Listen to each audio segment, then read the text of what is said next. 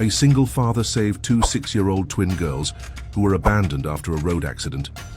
Months later, what they did for their new father changed his life forever. The alarm clock rings at 4:30 in the morning, its shrill sound cutting through the silence of the house.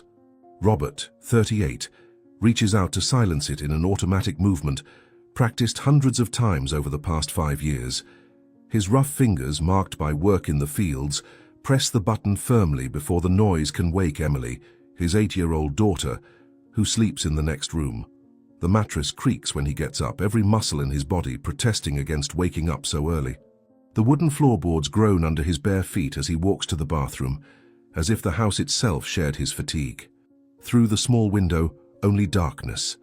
The sun will still sleep for a few hours. Another day, another battle, he mutters to himself, facing the stained bathroom mirror that reflects a prematurely aged face. But for her, every minute is worth it.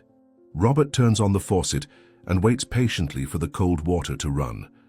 The old ranch's plumbing protests with a familiar metallic noise.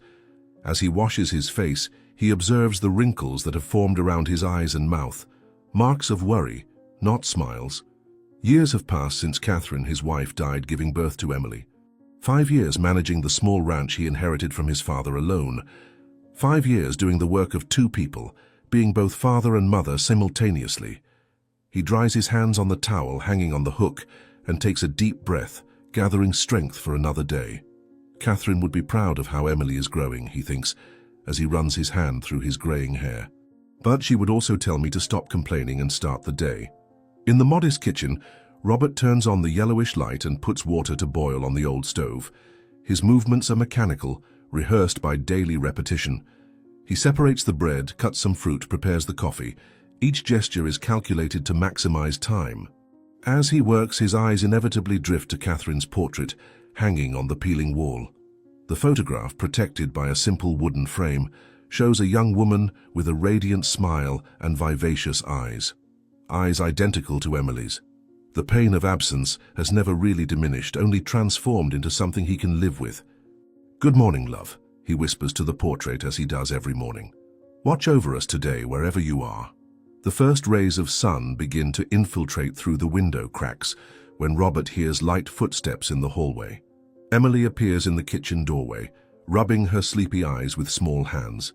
Her school uniform is already on, though wrinkled and with misaligned buttons. Her disheveled brown hair frames a face that is the perfect image of Catherine. Robert feels the familiar tightness in his chest, that mixture of deep love and pain from the resemblance the girl has to her mother. Emily yawns widely, revealing the gap of a recently fallen baby tooth, and walks barefoot to her father. "Dad, I dreamed about Mom again," says Emily, sitting at the worn wooden table. "She was tending to the flowers in the garden and said it's going to rain today." Robert smiles, placing a cup of warm milk before his daughter. "Then I better take an umbrella. Your mother was never wrong about the weather." The kitchen is the heart of the small house. On the walls, besides Catherine's portrait, hang colorful drawings made by Emily at school, a calendar with planting dates marked in pencil, and a wooden crucifix that belonged to Robert's grandmother. The table, surrounded by 4 chairs, although only 2 are used, occupies the center of the room. On it, a floral fabric tablecloth faded from countless washings. Robert moves with ease in this space, serving breakfast while Emily animatedly tells about the science class she'll have today. "We're going to study plants. Teacher Daisy said we might plant beans in cups," she exclaims, swinging her legs that don't reach the floor. "Can I bring some for us to plant here too?" Robert sits across from his daughter, enjoying this brief moment of tranquility before the hard work that awaits him. "Of course you can, little one. We can place them near the living room window." As they eat, Robert notices the pencil marks on Emily's fingers she had been drawing before going to sleep again. After finishing breakfast, he takes a brush and begins to comb his daughter's hair carefully, dividing the strands into 3 parts to make a braid. His hands, calloused from fieldwork, execute this task with surprising delicacy. Emily remains still, accustomed to the routine.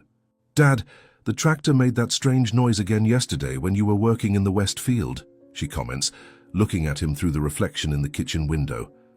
"I heard it when I was playing in the yard." Robert sighs, finishing the braid with a colorful elastic band. "I'll try to fix it on the weekend, Emily, I promise." He doesn't mention that he has no money to call the mechanic. He doesn't say that the part needed for the repair costs almost the same as Emily's monthly school tuition. He doesn't confess that in the kitchen drawer, bills are piling up. Late mortgage, school supplies yet to be purchased, medicine for the approaching winter. Instead, he smiles and helps his daughter adjust her backpack on her small shoulders. "Do you want me to get your coat too? Remember your mom warned about the rain," he says, trying to keep his voice light despite the weight of his worries. Emily nods affirmatively, her eyes shining with innocence. "Yes, please, and Dad, don't forget to say good morning to all the cows, especially Spotty." She seemed sad yesterday. The clock shows 6 o'clock when Robert puts Emily on the school bus that passes on the main road, a kilometer from the house. The driver, an elderly man named Frank, waves familiarly.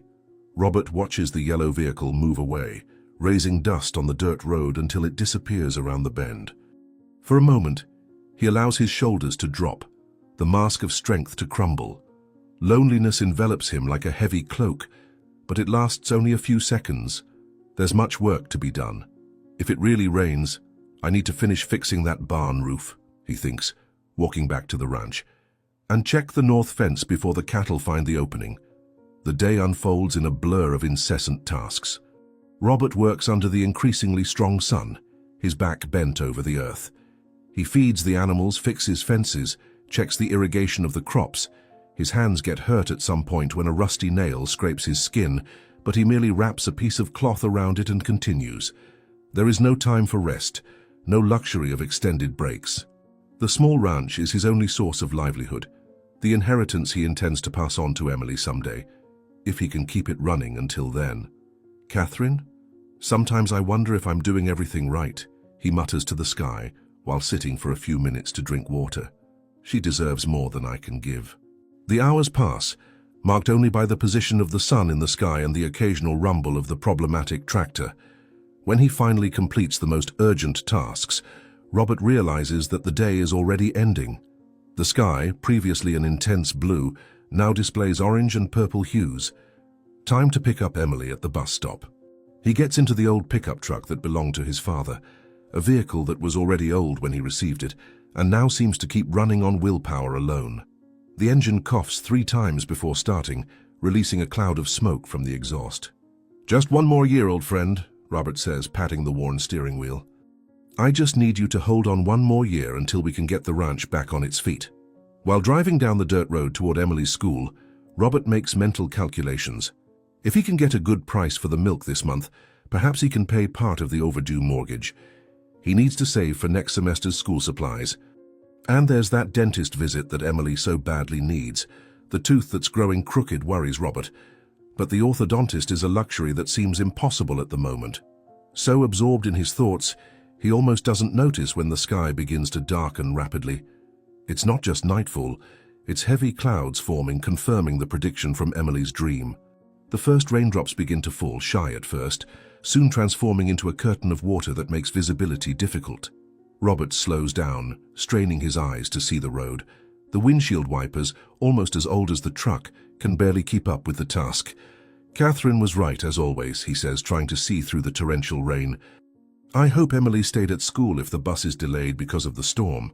The rain is now falling heavily, turning the dirt road into a treacherous, muddy path. The truck slides dangerously around some curves, making Robert grip the steering wheel with renewed force. Visibility is practically zero, and he considers stopping to wait for the storm to subside. It was then that he saw something that made his heart race. Red taillights blinking weakly, from a car that seemed to have gone off the road and partially overturned in the side ditch. "My God!" he exclaims, carefully stepping on the brake to avoid skidding. Robert parks the pickup truck at a safe distance and takes the flashlight he keeps in the glove compartment. The rain completely drenches him the moment he exits the vehicle, but he barely notices. He trudges with difficulty across the slippery terrain, pointing the weak light of the flashlight at the crashed car. It's a dark-colored sedan, now partially submerged in muddy water. The driver's door is open, swinging in the strong wind. There's no sign of anyone in the front seat. "Hello? Is anyone there?" "Do you need help?" Robert shouts, trying to make himself heard above the noise of the rain and thunder. There's no response. Robert moves closer, his heart pounding against his chest. The mud sucks at his shoes with each step, making movement difficult. When he finally reaches the vehicle, he directs the flashlight beam inside. The driver's seat is empty, but there's a dark stain that looks like blood. The passenger seat is also unoccupied. Robert is about to move away when a subtle movement in the back seat captures his attention. "Is anyone there?" he asks again, directing the light toward the back of the car. What he sees makes his heart stop.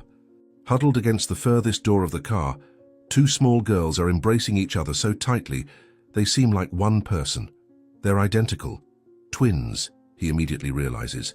Their eyes, wide with terror, reflect the flashlight beam like two pairs of frightened moons. They aren't crying, just shaking violently, their lips purple from cold. One of them, Robert notices with concern, has an injury on her forehead that needs urgent medical attention. "My God, they're just children," he whispers to himself, shock giving way to immediate concern. On the car floor, partially submerged in the water that's beginning to invade the vehicle, Robert notices an empty glass bottle. Whiskey, he recognizes from the shape. Beside it, an open woman's purse, its contents scattered. He quickly checks if there's any identification, anything that might indicate who these children are, who is responsible for them, but he finds no documents. "Everything's all right," Robert says in a soft voice, trying not to frighten them further. He slowly extends his hand toward them. "I'm going to help you. My name is Robert. Are you hurt?" The girls don't respond. The one who isn't bleeding pulls her sister closer, as if trying to protect her from Robert. Her eyes, a deep brown, are fixed on him, evaluating, calculating if they can trust this stranger. Robert realizes he needs to act quickly. The rain is worsening and the car continues to sink slowly into the ditch. "We need to get out of here. The car isn't safe," he explains, keeping his voice calm despite the urgency of the situation. "My truck is over there. I can take you to a dry and warm place." A particularly loud thunderclap makes the girls huddle even closer together. Robert realizes he can't wait for them to decide to trust him. Every minute counts. Carefully, he leans into the car, trying to reach them.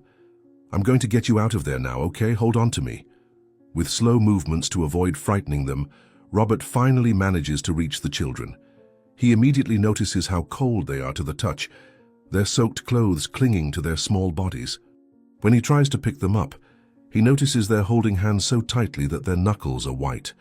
They don't try to separate even for a second, even when he lifts them from the back seat. "You're very brave," he says, trying to convey warmth and safety, as he carries both of them simultaneously out of the vehicle. "Let's get out of this rain now." The way back to the truck is even more difficult, carrying the weight of both children. The slippery mud almost makes him fall twice. Robert keeps the girls close to his chest, trying to protect them from the rain as much as possible. They remain silent, still shaking violently, their eyes still wide with fear. The evidence of one girl's injury leaves a mark on Robert's shirt, while the rainwater continues to soak them. "Almost there," he mutters, more to himself than to them. "Just a few more steps." When he finally reaches the truck, Robert opens the passenger door with difficulty, balancing the twins on one arm. He carefully places them on the seat, noticing they still haven't released each other's hands. He starts the engine and turns the heater to maximum, directing the hot air vents toward the children. From his glove compartment, he takes out an old but clean blanket he keeps for emergencies. "Let's warm up a bit, and then we need to get you to a doctor," he says, wrapping them in the blanket. "That wound needs to be treated." The girl with the cut on her forehead finally speaks, her voice so low that Robert almost doesn't hear it over the noise of the rain on the truck's roof. "Mommy," she whispers, looking at the dark road through the foggy window. "Where is Mommy?" Robert feels a tightness in his chest. He doesn't know the answer, but his suspicions are dark. The bottle of alcohol, the car abandoned in the storm, the children left behind, the image forming is disturbing. "We'll find her," he responds, not knowing if he's making a promise he can keep. "But first, we need to take care of you. Can you tell me your names?" The twins exchange identical looks, communicating silently in a way that only very close siblings can. The one who isn't injured is the one who answers, her voice equally small. "I'm Lily," she says, and then points to the sister with the cut on her forehead. "She's Sarah." Robert smiles gently, turning on the windshield wipers to try to improve visibility, before putting the truck in motion. Lily and Sarah, beautiful names for brave girls. How old are you? Lily raises 6 trembling fingers, still not letting go of her sister's hand. Robert nods, thinking quickly. 6 years old, the same age Emily was 2 years ago. He remembers the challenges of caring for a child that age and mentally multiplies it by 2. These girls will need much more than just a bandage and a ride to the next town. I have a daughter named Emily. She's 8 years old, he tells them as he carefully maneuvers the truck back onto the road. She's going to be very happy to meet you. As he drives slowly along the road, now transformed into a river of mud, Robert glances frequently at the twins.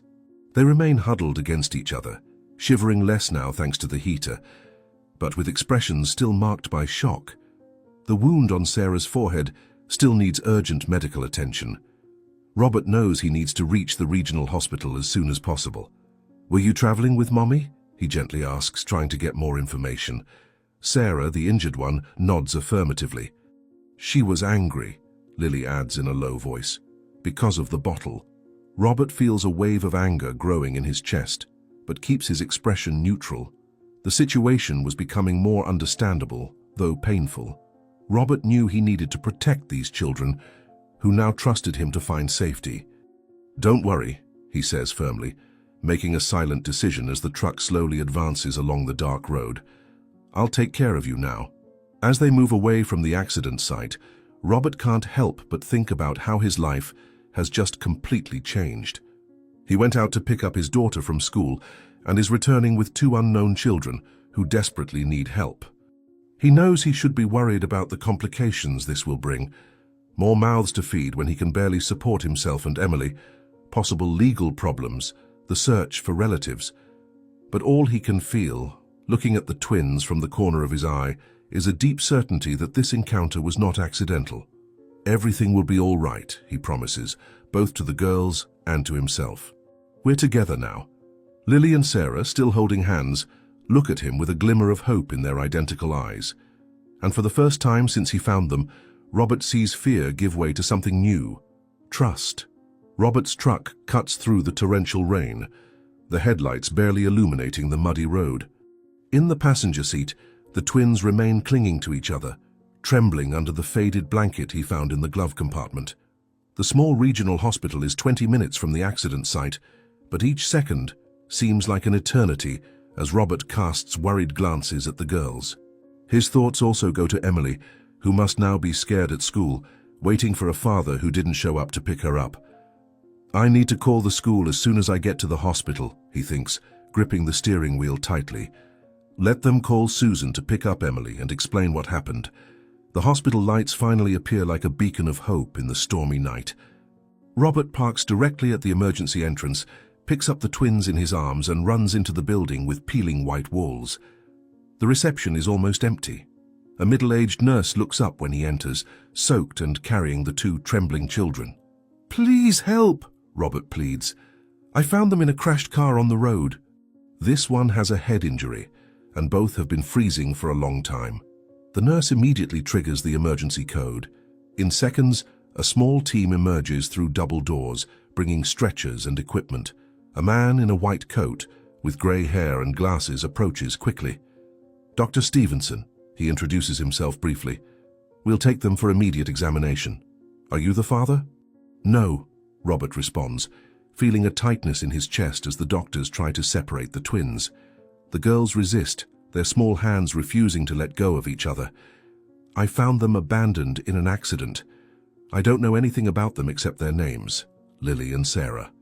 Dr. Stevenson hesitates only for a second before making a decision. "Bring a larger stretcher. We'll keep them together for now. The trauma of separation might worsen their condition." As the medical team takes the twins, Robert takes the opportunity to call Emily's school. As he feared, his daughter is waiting, frightened by her father's delay. The school secretary promises to contact Susan, the trusted neighbor, to pick up Emily and look after her until Robert can return home. The following hours are a blur of anguishing waiting. Robert alternates between the waiting room and the public phone in the hallway, where he calls again to confirm that Susan has safely picked up Emily. The guilt of not being with his daughter mixes with concern for the twins, creating a knot in his stomach. What kind of father am I? He mutters to himself. Leaving my own daughter waiting to care for children I don't even know. Finally, Dr. Stevenson emerges through double doors, removing a surgical mask. His expression is grave when he asks Robert to accompany him to his office. Through a glass window, Robert observes the twins now connected to monitors, their small bodies looking even smaller against the hospital's white sheets. Mr. Robert, the doctor begins, sitting behind a desk cluttered with medical records. I've thoroughly examined the twins. The situation is more serious than it initially appeared. The doctor points to one of the girls. Sarah, who has a small star-shaped pendant on her neck, presents a cranial trauma. We've managed to stabilize her for now, but she needs constant monitoring for the next 24 hours. Robert mentally notes how he had already begun to call Sarah Star in his mind due to the same pendant. And Lily? He asks, fearing the answer. Lily, who wears a beaded bracelet resembling the moon, suffers from severe hypothermia, and we've detected possible internal injuries that need to be investigated with more advanced equipment. The doctor leans forward, hands interlaced under his chin. Mr. Robert, I need to be honest with you. They need specialized exams and treatments that our hospital doesn't offer for free. The transfer to the central hospital in the capital would cost. The mentioned amount makes Robert pale. It's exactly what he had saved to cover the next 6 months of ranch expenses and Emily's school. The doctor observes his reaction, the silence between them loaded with implications. I understand it's a considerable sum, Dr. Stevenson continues. But without these exams and treatments, especially in Lily's case, I cannot guarantee that she... Robert understands what's at stake. I need to get the money. It's kept at home. I'll return as quickly as possible. The storm has diminished to a persistent drizzle when Robert arrives at the ranch. The lights are on, indicating that Emily and Susan are inside. His heart tightens thinking about the difficult conversation ahead. Daddy, Emily exclaims when he opens the door, running to hug him. Susan said you were helping 2 girls. Are they okay? Robert thanks Susan, who discreetly says goodbye, promising to return if needed. When they are alone, he kneels to be at his daughter's height. What happened, Dad? Emily asks, her eyes never leaving his face. Why are you so sad? I found 2 girls, twins, abandoned in a crashed car during the storm, Robert explains, searching for words an 8-year-old can understand. They're injured, Emily, and need special treatment that costs a lot of money. He explains the situation as gently as possible, omitting the scariest details, but being honest about the critical state of the twins.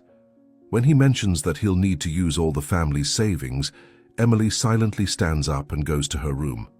Emily, Robert calls, concerned about her reaction. We need to talk about this. For long moments, only silence responds.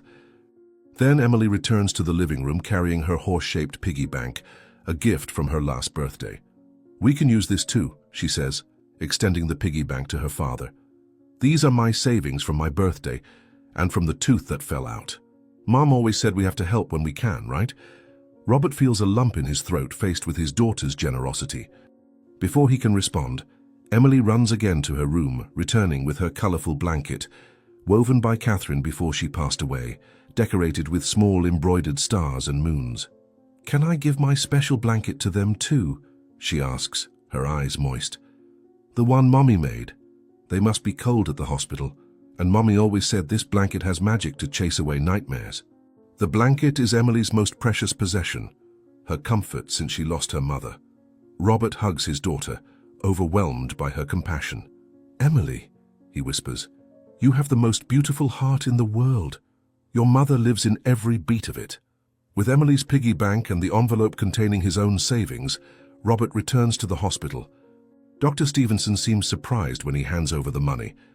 This will cover all the costs of transfer and initial treatment, the doctor explains. I'll begin the preparations immediately. The girls will be transferred at dawn. After seeing the twins again, Robert wanders through the silent corridors of the hospital. His steps lead him to a small chapel at the end of a hallway. The door is ajar, inviting him into the interior, partially illuminated by a few candles. The simple crucifix on the front wall seems to observe him. Robert hasn't attended church since Catherine's funeral, anger and pain driving him away from any spiritual consolation. Now exhausted and vulnerable, something compels him to join his hands in a long-forgotten gesture. I don't know how to do this, he whispers, looking at the crucifix. I don't know how I'm going to feed my daughter in the coming months, how I'll pay for school, how I'll keep the ranch running. I don't know if I'm doing the right thing or just being a fool. His voice breaks, emotions finally finding an outlet. But if you're listening, they're just children. Please. I've already lost Catherine. I can't bear the thought of more lives lost when I can do something to prevent it. Fatigue finally overcomes him. His eyes close against his will, and he falls asleep, sitting, his head resting on the bench in front, in a sleep populated by faces of children who depend on him. Morning light filters through the colored stained glass windows of the chapel. Robert wakes with a start when he feels a gentle hand on his shoulder. Looking up, he sees a young nurse different from the one who attended him the night before. "Mr. Robert, Dr. Stevenson asked me to find you. Have you been here all night?" "What time is it?" Robert asks, trying to orient himself. 6:30 in the morning. "The ambulances for the girls' transfer have arrived, but Dr. Stevenson wants to speak with you before they leave." A chill runs down Robert's spine. Had something happened during the night? With his heart racing, he follows the nurse through the corridors. Upon finding Dr. Stevenson, he notices that his expression is different. Not the somber gravity of the night before, but something between surprise and professional caution. "Mr. Robert," says the doctor, "I have surprising news. The girls have responded exceptionally well to the initial treatment." "They improved?" asks Robert, incredulous. "Sarah woke during the night, lucid and oriented. Tests show that the head trauma is milder than we initially assessed. And Lily, her vital signs have completely stabilized. Initial examinations indicate that the suspected internal injuries were fortunately exaggerated." The nurse smiles gently. "It's almost a miracle considering the state in which they arrived. Their will to live is impressive." Through the window of the room, Robert sees that both are awake, sitting side by side, still holding hands. When they spot him, they smile shyly. "Can I see them?" he asks, his voice thick with emotion. "Of course," responds Dr. Stevenson. "They asked about you, you know? The Rain Man, that's what they called you." In the room, Robert approaches the twins, who observe him with eyes now more lively than the night before. Sarah, the one with the star pendant, is the first to speak. "You came back," she says simply. "We said you would come back, didn't we, Lily?" Her sister nods, squeezing Sarah's hand. "Thank you for saving us, sir." Robert sits on the edge of the bed, extending Emily's colorful blanket. "I brought something for you. It's from my daughter, Emily. She wants you to know that you're not alone." When he hands over the blanket, the twins' eyes widen in wonder, as if they had never received a gift before. "It's magical," explains Robert, repeating Emily's words. "It chases away nightmares and brings good dreams. Emily said you need it more than she does right now." Sarah looks at Robert with a surprising intensity for such a young child. "Your daughter is good like you. Can we meet her someday?" "Yes," answers Robert, surprising himself with the firmness in his voice. "As soon as you're better. She's eager to meet you both." Lily, usually the quieter of the two, then speaks. "We'll get better soon, we promise."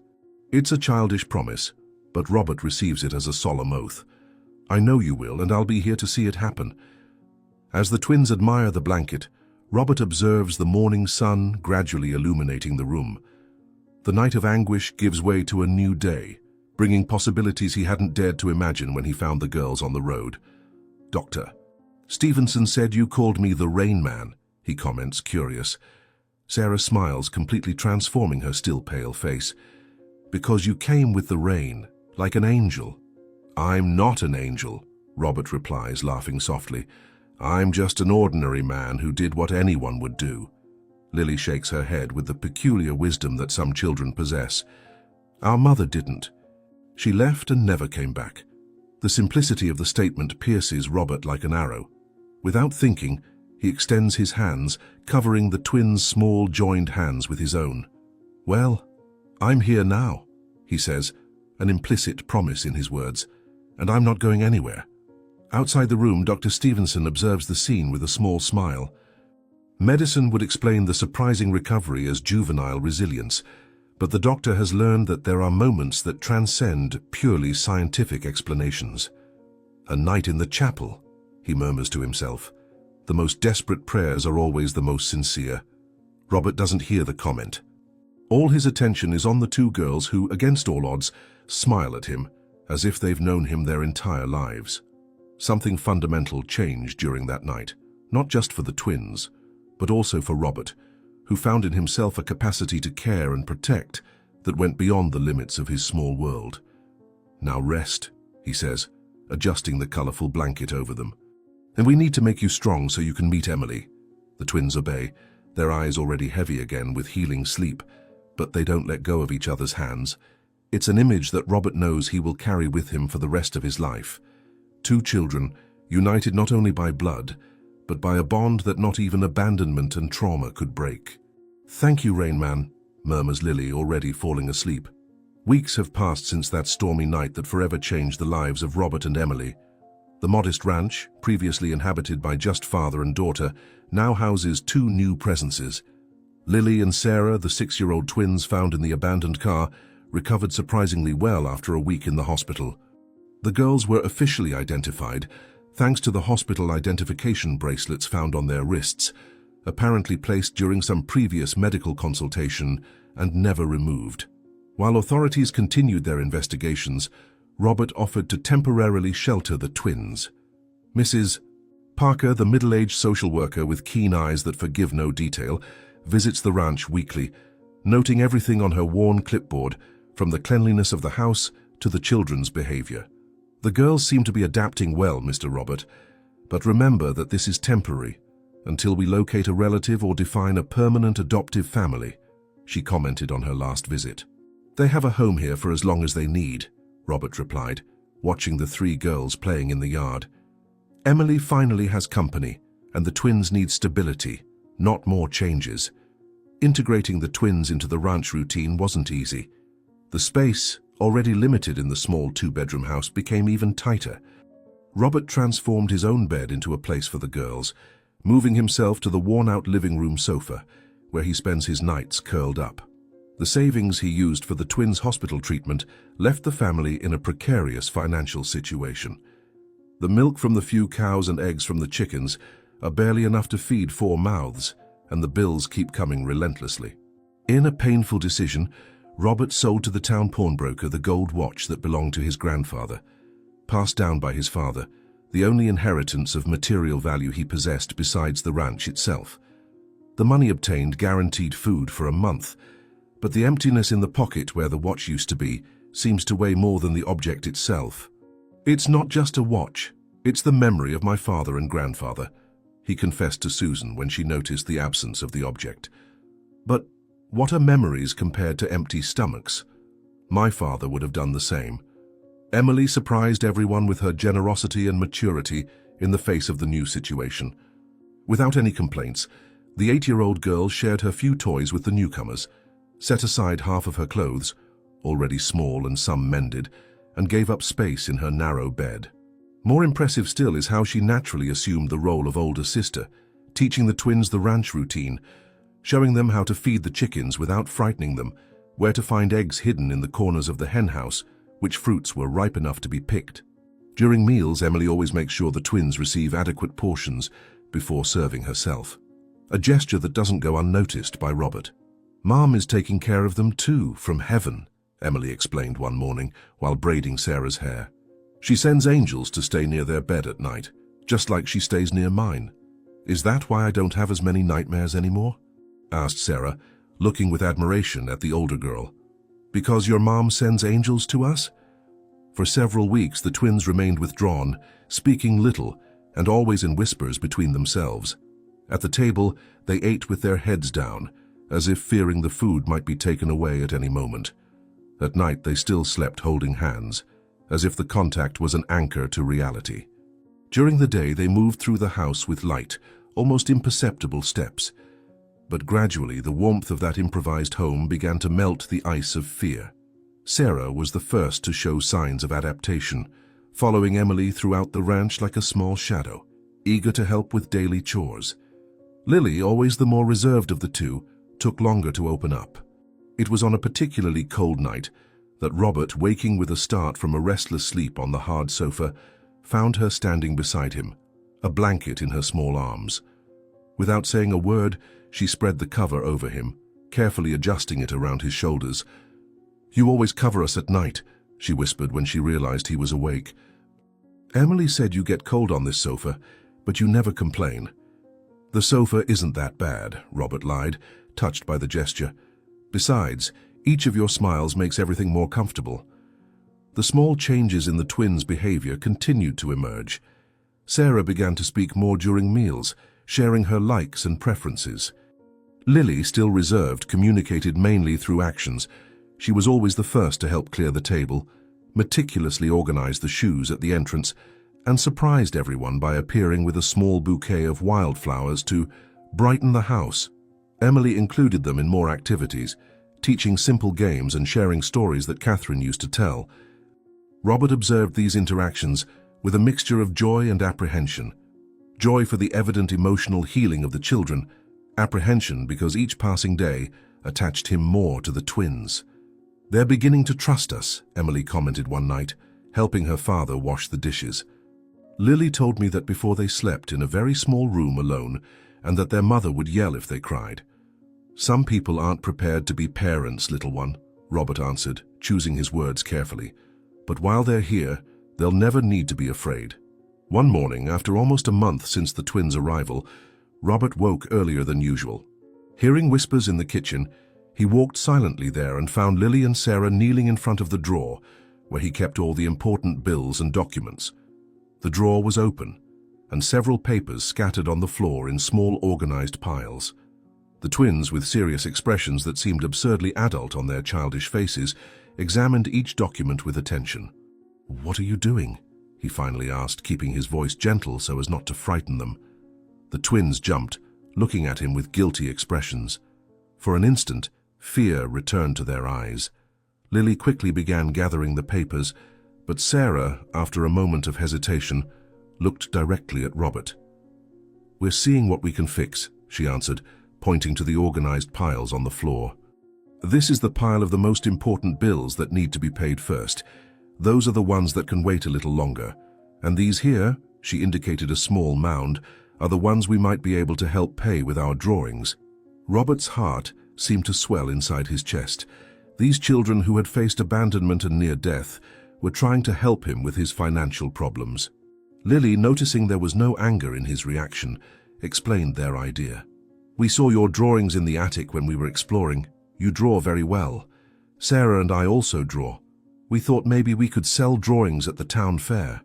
"You want to help me pay the bills?" asked Robert, his voice choked with emotion.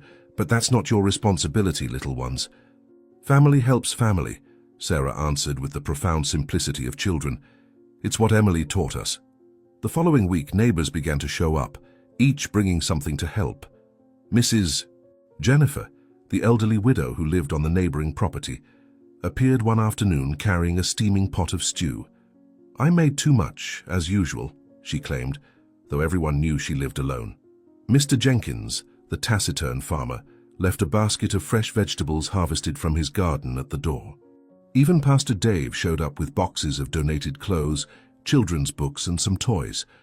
Robert, accustomed to solving his problems on his own, initially felt uncomfortable with the help, but seeing the children's faces light up, he understood that accepting help wasn't a weakness. "I've always wanted granddaughters," Mrs. Jennifer commented, while serving a second portion of stew to the twins. "Now I can spoil these 3 beautiful girls as if they were my own." "We're not accepting charity," Robert felt the need to clarify. "As soon as things improve, we'll return every gesture." The story of the miracle girls spread quickly.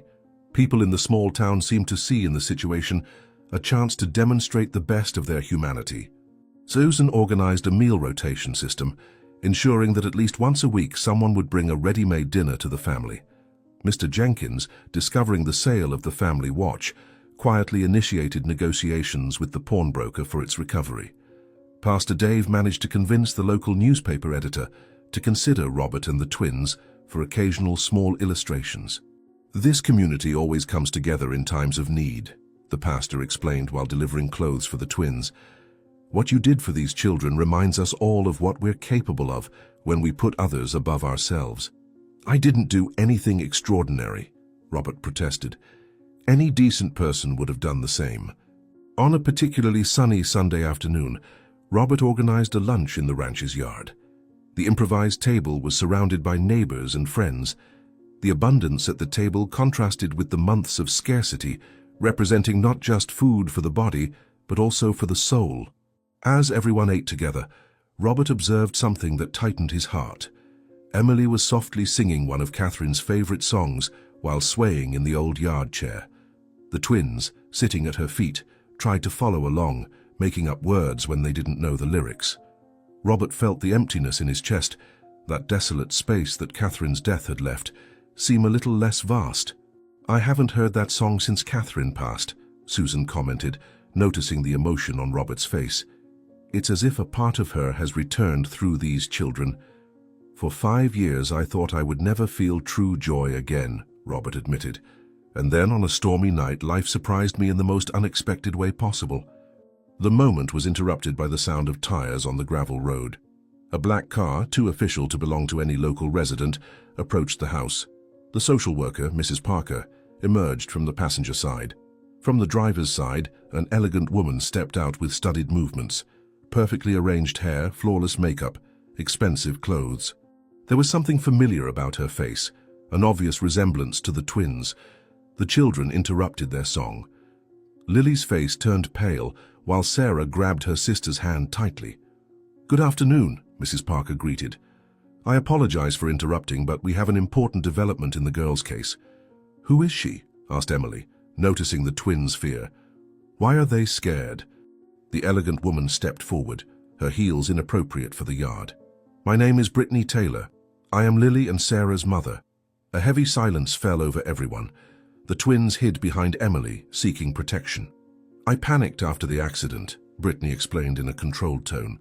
"I hit my head and was confused. When I came back, you had disappeared. I'm here to take my daughters home." Robert saw the terror in the twins' eyes. Emily positioned herself protectively in front of them. "No," said Robert in a low but firm voice, "they stay with me." The county courthouse is packed on this decisive morning. Every seat in the small dark wood room is occupied, and many community residents remain standing, leaning against the back walls, all dressed in their best clothes. The buzz of nervous conversations fills the environment, creating an atmosphere charged with tension and expectation. Robert feels the weight of all eyes as he walks down the central aisle, uncomfortably adjusting the only suit he owns, a dark blue piece inherited from his father, slightly yellowed from time spent in the closet and visibly short at the wrists. His hair, normally disheveled from working in the fields, was carefully combed back, and he made sure to shave completely. Emily walks beside him with the dignity of someone much older than her 8 years, firmly holding Lily and Sarah's hands. The 3 girls wear identical floral dresses, lovingly sewn by Mrs. Jennifer on previous nights, their hair arranged in braids adorned with colorful ribbons. The twins, even paler than usual due to nervousness, keep their eyes down, occasionally casting apprehensive glances at the table across the room. "Don't look at her," Emily murmurs, gently squeezing her younger sister's hands. "Remember what Daddy said. Nobody can separate us if we stay united." "What if the judge doesn't believe us?" whispers Sarah, her voice almost inaudible among the noise in the room. "What if he sends us away with her?" The judge enters the room, causing everyone to stand in respect. His austere face reveals no emotions as he positions himself in his elevated seat, adjusting his reading glasses before examining the documents in front of him. The first row of seats behind Robert is occupied by his neighbors and friends. Mrs. Jennifer in her best Sunday dress, Mr. Jenkins uncomfortable in an outdated suit, Pastor Dave with his worn Bible in his hands, and Susan, who secretly organized a schedule among the women in the community to help with preparations for this decisive day. On the other side of the room, isolated in her expensive elegance, Brittany Taylor observes the movement with a barely disguised expression of boredom, occasionally consulting her golden wristwatch. Beside her, the lawyer in his impeccable suit organizes documents in a leather folder, occasionally murmuring something that makes Brittany nod without showing real interest. "Everyone present today knows the gravity of what is at stake," announces the judge after examining the initial records. "This court will determine the future of 2 children, and nothing is more sacred in our legal system than the welfare of minors. "I will honor every minute of this trial with the truth, sir," responds Robert, his calloused hands nervously gripping the edge of the table. These children deserve justice, not just legalities. The hearing begins with Brittany's lawyer's speech, who presents his client as a successful businesswoman and dedicated mother who experienced a traumatic moment after a car accident during a heavy storm. According to his account, Brittany suffered a concussion that left her disoriented and with temporary amnesia, seeking help in a state of shock and subsequently hospitalizing herself for days until fully recovering her memory. Upon returning to the accident site to look for her daughters, she discovered they had been taken. The narrative paints Robert as an opportunist who, although initially well-intentioned, refused to return the children to their legitimate mother when she appeared, characterizing his actions as an emotional kidnapping of the girls. With each word from the lawyer, Robert feels his stomach sink. My client recognizes the assistance provided by Mr. Williams at a critical moment, declares the lawyer, gesturing elegantly. But good intentions do not replace a mother's legal rights over her daughters. What kind of mother abandons her daughters in a car during a storm and only reappears a month later? Robert murmurs to his lawyer, a young newly graduated appointed by the state. And why do they tremble just looking at her? When his turn to speak comes, Robert dismisses legal elaborations. He stands up with the simple dignity of someone accustomed to facing difficulties head-on and tells his story exactly as it happened: the trip to pick up Emily from school, the storm, the car overturned in the ditch, the traumatized girls clinging to each other in the back seat, the empty whiskey bottle, the purse without documents. He describes the rush to the hospital and the hours of anguish while doctors struggled to stabilize the twins. With slightly trembling hands, he removes from a worn folder the hospital bills, medicine receipts, records of all expenses he assumed without hesitation, including the document of the sale of his family watch to cover treatment costs. His voice gains strength as he describes the girls' recovery, their gradual integration into the family, the nightmares that slowly diminished, the first laughs, the small daily progress. "I did nothing that any decent human being wouldn't do," explains Robert, looking directly at the judge. "Those girls needed help and then they needed a home. I'm not here to compete for a prize. I'm here because they deserve safety and love." "Noble without a doubt," interrupts Brittany's lawyer, standing up with a condescending smile. "But you don't have any blood ties to the girls, while my client is the biological mother with all legal rights." Tension rises when Dr. Stevenson is called to testify. The doctor, still wearing the same worn white coat, walks to the witness stand with the posture of someone accustomed to delivering difficult news. With clinical precision, he describes the state in which the twins arrived at the hospital: severe hypothermia, head trauma, signs of dehydration, and more alarmingly, indications that the problems were not recent. Consulting his medical notes, he reports that examinations revealed signs of chronic malnutrition, incompatible with children from families with adequate resources. He mentions old scars not properly treated, the absence of dental records, and the fact that despite the hospital identifications on their wrists, there was no record of regular medical follow-up.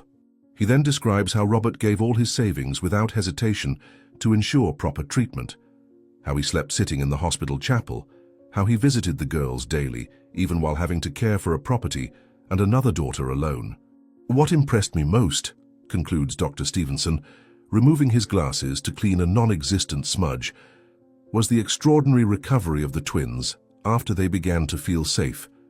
I cannot explain it scientifically, but I have 30 years of medicine, and I know how to recognize when children are finally in an environment that allows them to flourish." "Are you suggesting that my client did not provide adequate care for her daughters, doctor?" questions Brittany's lawyer, irritated with the direction of the testimony. "That is an extremely serious accusation based on mere speculation."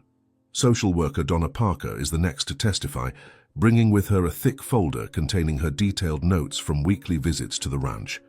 With professional objectivity, she presents her report on the twins' adaptation, initially describing their withdrawn behavior, frequent nightmares, fear of making noise or drawing attention. All typical symptoms, she explains, of children who have suffered some type of trauma or prolonged neglect. She then documents the gradual transformation observed over the weeks. The increase in verbal communication, more active participation in family activities, the decrease in defensive behaviors, the development of healthy bonds with both Robert and Emily. The girls show clear signs of neglect prior to the accident, states the social worker, adjusting her glasses while consulting her notes.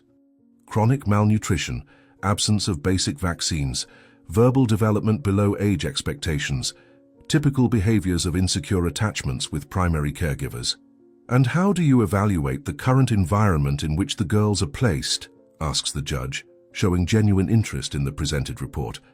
"Does Mr. Williams' home offer adequate conditions?" The next moment brings a dramatic turn in the case. The prosecutor, who until then had been observing silently, stands up with a new folder of documents. With a grave expression, he presents the results of a broader investigation into Brittany Taylor. Records of 3 previous incidents at police stations in different states, all for charges of child abandonment. In each case, the charges were eventually withdrawn, or the case is archived through out-of-court settlements, thanks to the intervention of expensive lawyers and influential connections.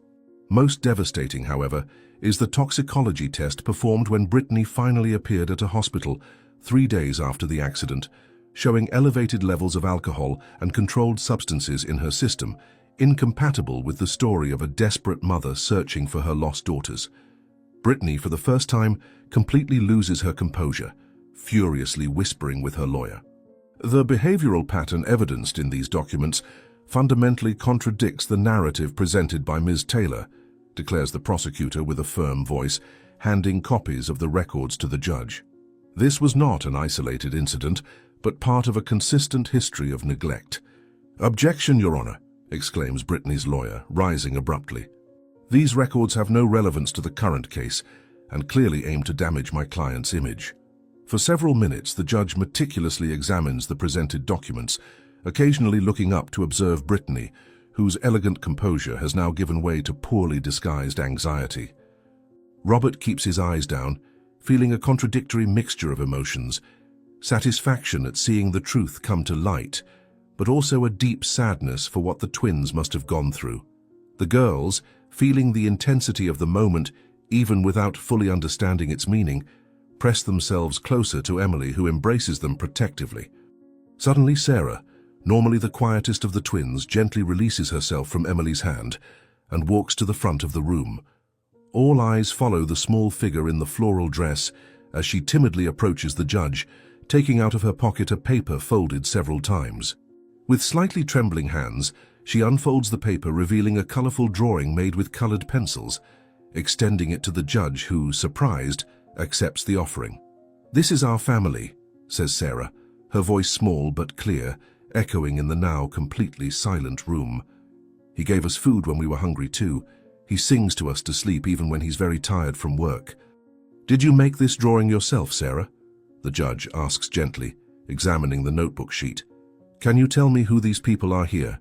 In the drawing, made with the characteristic simplicity of children, 5 stick figures are represented in front of a house with a tree beside it. 4 figures are holding hands on the ground: a taller man with a hat, Robert, a slightly older girl, Emily, and 2 identical smaller figures, the twins. Above them, hovering like an angel with disproportionately large wings, is a female figure with a wide smile surrounded by small yellow stars. It's Catherine, whom the twins know only from the photograph on the kitchen wall, but whom Emily explained to them was an angel who looked after them from heaven. Lily, taking courage from her sister's initiative, also stands up and approaches the judge. From her own pocket, she takes out a small object that shines slightly under the courthouse lights, the family watch that Robert had sold to pay for the twins' medical treatment.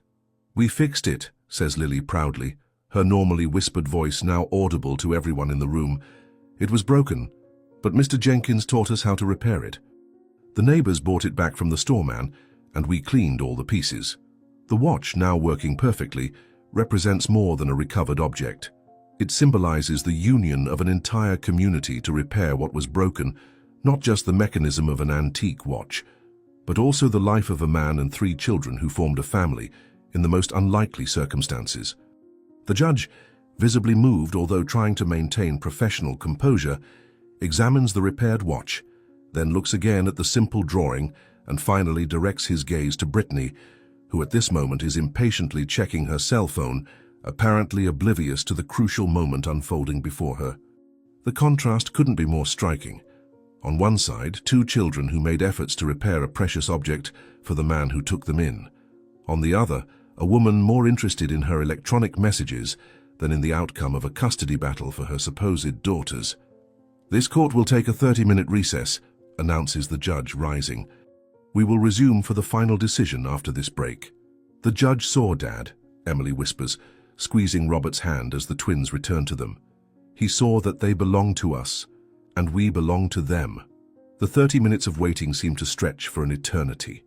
The courtroom buzzes with whispered conversations, hopeful glances toward Robert and his improvised family, disapproving looks toward Brittany, who spent most of the break in the hallway, talking on the phone and showing complete disinterest in the proceedings. When the judge finally returns and everyone goes back to their places, an expectant silence dominates the courtroom. The magistrate adjusts his glasses, examines his notes one last time, and finally raises his eyes to the packed room. "This case," he begins, "perfectly illustrates why our laws recognize that children's welfare must always prevail over legal formalities or biological ties. The evidence presented to this court demonstrates beyond any doubt that the healthiest and safest environment for Lily and Sarah is the home built by Mr. Robert Williams and his daughter Emily. Your Honor, with all due respect, the legal custody—" Brittany's lawyer tries to intervene but is silenced by a firm gesture from the judge. "My decision is as follows," the magistrate continues, ignoring the interruption.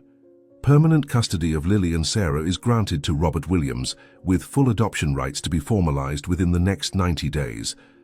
Furthermore, considering the documented history of neglect, Brittany Taylor is obligated to pay retroactive child support for the previous years, in addition to monthly contributions until the children reach adulthood." The room explodes in applause when the sentence is pronounced.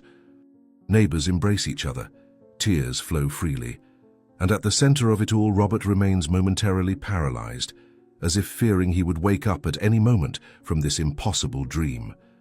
The twins are the first to react, throwing themselves into his arms with an unbridled joy that finally breaks his paralysis. He hugs them tightly, along with Emily, who also joins the group hug, forming a nucleus of pure happiness in the middle of the formal courtroom. Brittany, after a moment of shock at the unexpected decision, abruptly stands up and leaves the room without looking back, her lawyer running after her with hastily collected files and documents. "Now no one can separate us?" asks Sarah, looking at Robert with eyes bright with hope. "Can we stay with you forever?" "Forever," confirms Robert, his voice choked with emotion as he embraces the three girls, who are now officially his daughters. Hours later, back at the ranch, the celebration continues in a quieter manner. The neighbors have finally returned to their homes after an improvised small party, leaving the newly officialized family to enjoy their first moments together without the shadow of uncertainty that accompanied them for weeks. The girls, exhausted by the emotional intensity of the day, have finally fallen asleep, all three together in the big bed that once belonged only to Emily, but now comfortably accommodates the united sisters. Robert sits alone on the porch, observing the night sky sprinkled with bright stars. The air is fresh and clean after a light late afternoon rain, bringing with it the aroma of wet earth and garden flowers that the girls started cultivating weeks ago. "It was quite a day, wasn't it, Dad?" says Emily softly, appearing at the door like a little ghost in her white nightgown. "I couldn't sleep yet. Can I stay here with you for a while?" "Of course, little one," responds Robert, making space on the wooden porch swing. "You should be tired after everything today." Emily settles beside her father, nestling against his arm as she did when she was younger. For a few minutes, both just observe the stars in comfortable silence, each lost in their own thoughts. Robert notices how his daughter seems simultaneously younger and more mature. The responsibility of being an older sister, combined with the security of having an extended family, has brought a new balance to her personality. "Dad," says Emily softly, her voice almost a whisper in the quietness of the night. "Mom sent them to us, didn't she?" The question, so simple and direct, hits Robert like a revelation. He had never considered the events in this way, too focused on the practical aspects and immediate concerns to perceive the larger patterns. Now looking back, the sequence of coincidences seems almost orchestrated. The storm on the same night he needed to pick up Emily, finding the twins exactly on that stretch of road, the miraculous recovery, the spontaneous mobilization of the community. Robert looks at the starry sky, thinking of Catherine, how she always believed that nothing happens by chance, that there is a greater purpose even in the greatest difficulties. He thinks about how 3 children saved his life as much as he saved theirs, giving him back purpose, joy, the ability to look to the future with hope again. "Yes," he finally responds, feeling a deep peace for the first time in years. "I think she did." The next morning, Lily and Sarah wake Robert before dawn. Opening his eyes sleepily, he finds the twins standing by his bed, already fully dressed, and with expressions of anxious expectation on their identical little faces. Before he can ask what happened, they pull his hands, insisting that he get up immediately. Confused but obedient, Robert quickly dresses while the twins practically hop with excitement, whispering among themselves with occasional giggles. Emily appears at the door, equally dressed and equally mysterious, refusing to explain what is happening. "You need to tell me what's going on," insists Robert, as he is practically dragged by the 3 girls toward the front door. The sun hasn't even risen yet. When they leave the house, Robert is astonished. The entire community is gathered in his yard at dawn. Mr. Jenkins leads men repairing the old tractor. Mrs. Jennifer has organized a homemade products fair to help with the ranch finances. Pastor Dave approaches with an envelope. "The girls came to me weeks ago," explains the pastor. "They showed me your drawings. Your talent is extraordinary." "I haven't drawn since Catherine passed away," responds Robert, confused. "They found your work in the attic and asked me for help. My cousin works at a children's book publisher. In the envelope there's a contract to illustrate books, the dream Robert had abandoned after losing Catherine. The twins had rediscovered not only his drawings, but a vocation he thought lost. They reminded me of who I was," he says with a choked voice, "of who I can still be." The sun rises, bathing the ranch in golden light. Lily and Sarah Williams smile beside Emily, their hands intertwined. Robert observes his 3 daughters and feels a gratitude that transcends words. The ranch, once just a place of work and survival, now pulses with new possibilities. Did you like the story of Robert, Emily, Lily and Sarah? Then subscribe to the channel, leave your like and comment where you're watching from. Oh, and there's another story waiting for you right here on the screen. Click there and I'll be waiting for you. "That cleaning lady will never set foot in my mansion again," shouted the wife of a millionaire as she threw an elderly cleaning lady out of their mansion. Sometime later, an unexpected visitor revealed something that left everyone in shock. The Montemar mansion shone under the golden lights of the gala party taking place that night. Crystals reflected the glow of antique chandeliers, while champagne glasses clinked in the hands of elegantly dressed guests. In the center of the main hall, Vanessa, a woman of stunning beauty, with black hair that cascaded down her exposed back in a red dress, circulated among the guests. Her amber eyes concealed the coldness of her heart, while her calculated smile enchanted everyone. She was the young wife of Richard, the mansion's owner and respected businessman, a man with graying hair and elegant posture who, despite his advanced age, maintained an imposing bearing and penetrating gaze. Vanessa observed her husband from afar, absorbed in her own thoughts while her fingers played distractedly with the gleaming diamond on her ring finger. "This party is just the beginning. Soon everything that is his will be mine, and I can finally live the life I always deserved," thought Vanessa, as her gaze discreetly crossed with Tyler's, the family's driver, who was serving drinks on the opposite side of the hall. Away from the spotlight of the party, in the back corridors of the mansion, Eleanor, a woman with gray hair tied in a simple bun and hands marked by decades of hard work, walked hurriedly. Her steps were silent on the luxurious carpet, a skill acquired in 25 years working as a cleaner for the family. Dressed in her gray uniform, she moved like a shadow, almost invisible to guests who would never notice her presence.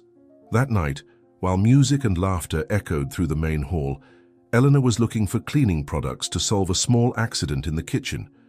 Confused by the new organization of the cabinets, she opened the wrong door and entered Richard's private office, a room forbidden to employees without express authorization. Holy Mother, where did they put that disinfectant? The party has barely started and they've already spilled wine on the new carpet, Eleanor muttered to herself, as her eyes adjusted to the dimness of the office. What Eleanor saw upon entering the office made her heart almost stop. There, on the solid mahogany desk, where Richard usually signed his important contracts, were Vanessa and Tyler, entwined in a passionate kiss. The hands of the young driver, with his athletic physique and seductive smile, roamed the mistress's body shamelessly, while she, with disheveled hair and cheeks flushed from alcohol, laughed softly. Eleanor remained paralyzed, her breath suspended in absolute shock. A toppled champagne glass stained important documents, and the skirt of Vanessa's dress was indecently raised. The cleaner tried to retreat silently, but her elbow bumped into a picture frame that fell with a dull thud onto the carpet. The sound, though muffled by the distant music, was enough to alert the couple. Vanessa turned abruptly, her wide eyes meeting Eleanor's. "What are you doing here, you meddling old woman? How dare you spy?" hissed Vanessa, quickly adjusting her dress as her face transformed from surprise to calculated fury. Eleanor felt the blood freeze in her veins. Her years of loyalty to the family, especially to Richard, who had always treated her with respect, contrasted violently with the scene she had just witnessed. Her wrinkled hands visibly trembled as she took a step back, leaning against the closed door. Fear spread through her body like poison. It wasn't just the fear of losing the job that supported her and paid for her high blood pressure and arthritis medications, but also the horror of seeing betrayal happening under the roof of the man who blindly trusted his young wife. Tyler, for his part, maintained an impassive, almost arrogant expression, his dark eyes fixed on Eleanor like a predator evaluating its prey. "Please, ma'am, I need this job for my medicine." "I didn't see anything, I swear by the Virgin of Guadalupe," pleaded Eleanor, her voice breaking in desperation as tears began to form in her tired eyes. In the 3 days that followed, Eleanor lived in constant anxiety. Each time she crossed paths with Vanessa through the corridors of the mansion, she felt the weight of the mistress's threatening gaze upon her. The cleaner redoubled her efforts in her tasks, arriving earlier and leaving later, hoping that her dedication might compensate for the terrible secret she now carried. But Vanessa was not willing to take risks. One afternoon, during a private meeting with Tyler in the back garden, away from curious eyes, she plotted her macabre plan. Her thin fingers played with a strand of hair as she spoke in a low, calculated tone, her beauty masking the coldness of her intentions. "We need to get rid of that nosy old woman before she opens her mouth. I already have everything planned for our escape, but she could ruin everything," said Vanessa, her eyes shining with a mixture of malice and determination that would make any sensible person back away.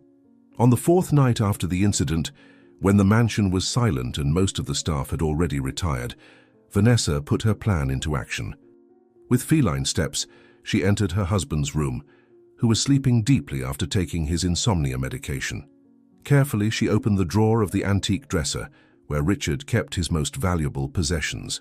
Among them gleamed the gold watch that had belonged to his father, a rare piece of inestimable value, both financial and sentimental. Vanessa took it, feeling its considerable weight in the palm of her hand, and hid it inside the pocket of her silk robe. With the same silent care, she headed to the staff dressing room. She knew the house routine well, and knew that at this hour the place would be empty. She easily located Eleanor's simple and worn bag, hanging on one of the hooks identified with small labels. "This will teach that busybody to keep her nose out of my business," Vanessa muttered to herself as she slipped the watch into the cleaner's bag. The following night, during the formal dinner Richard was hosting for some important partners, Vanessa implemented the second part of her plan. She looked stunning in a midnight blue dress that contrasted with her fair skin and enhanced her golden eyes. She watched attentively when her husband, in the middle of the meal, raised his jacket sleeve to check the time, only to discover that his wrist was bare. The confused expression on Richard's face was the signal she had been waiting for.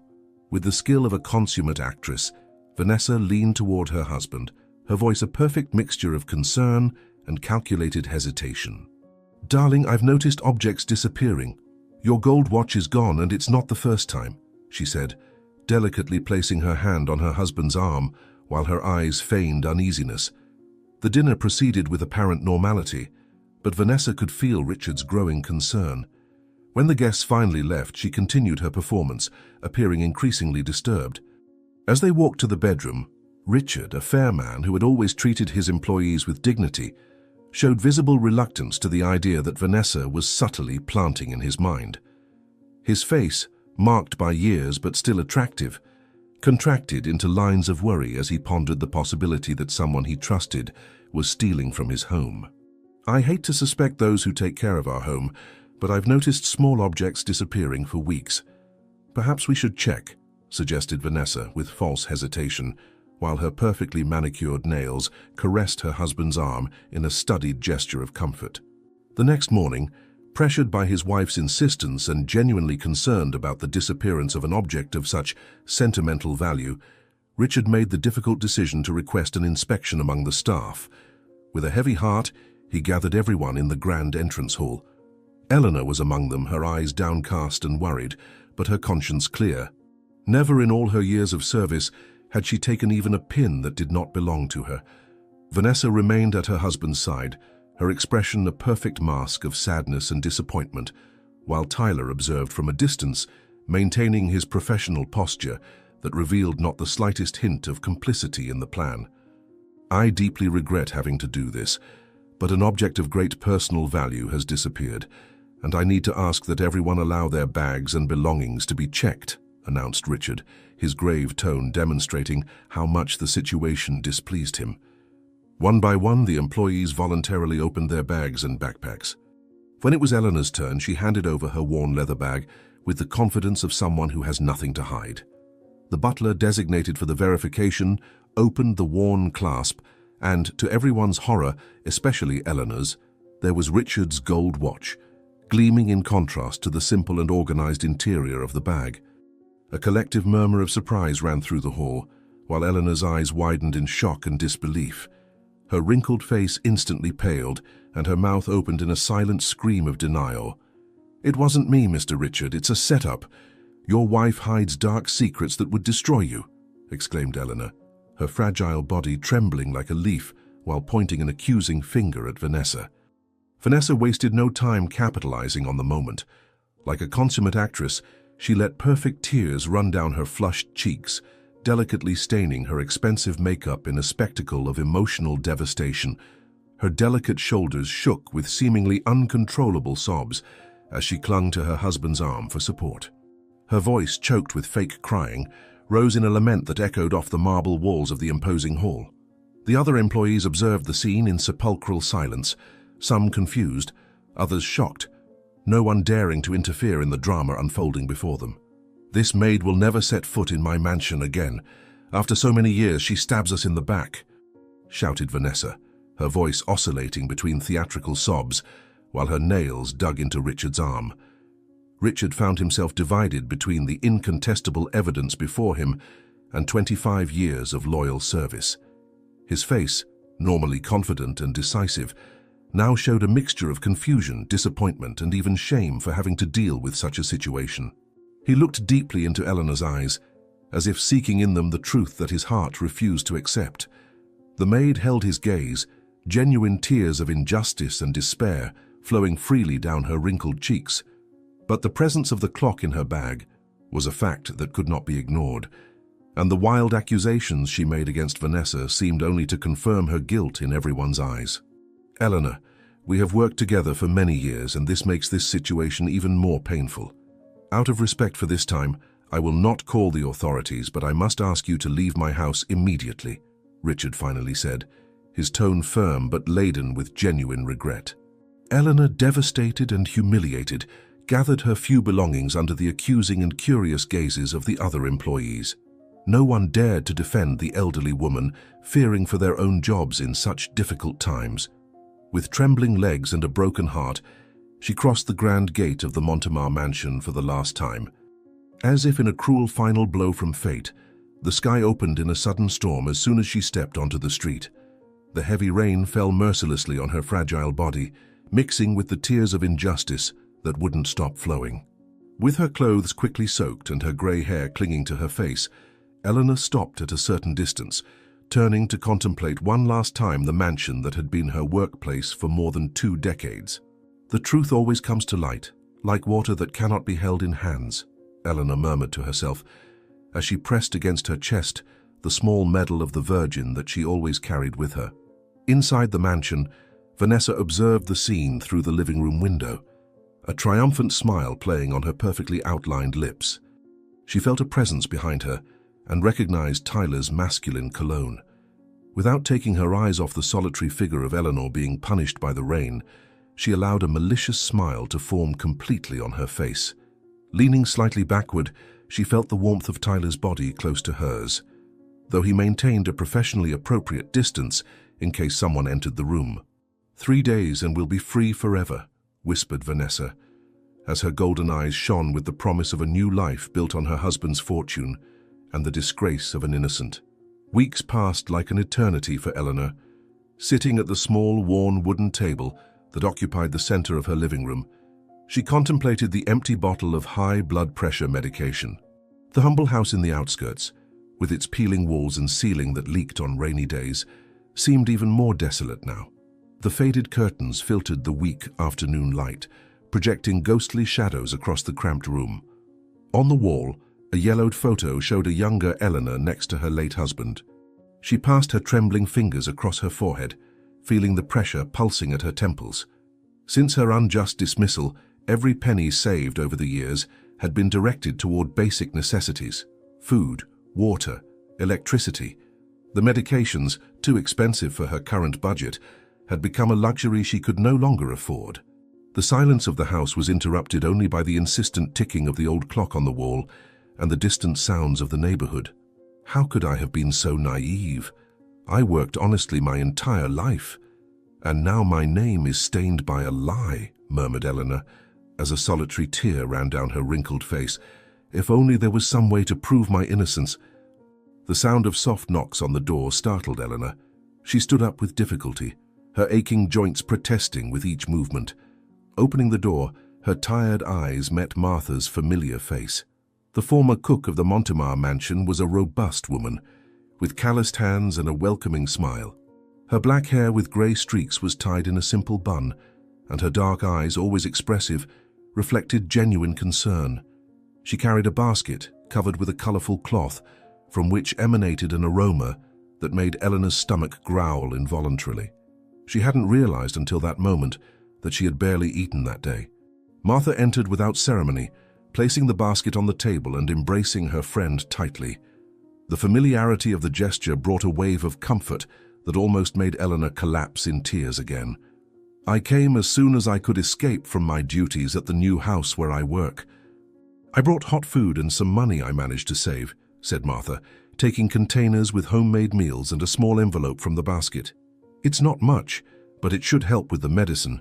I still can't believe what they did to you after so many years of dedication. And the small living room transformed into a confessional when the two women sat down, sharing the simple meal Martha had brought. The aroma of meat and vegetable stew filled the room, bringing brief solace to Eleanor. Between slow forkfuls, she finally found the courage to reveal what had really happened on that fateful night at the Montemar mansion. The words flowed like a dammed river that finally finds its course, while Martha listened with increasingly widened eyes. Eleanor described in detail the scene she had witnessed in the office, Vanessa's threat, and how she suspected the watch had been planted in her purse. Her fingers trembled around the water glass, recalling the public humiliation she had suffered in front of all the staff. Vanessa and the driver.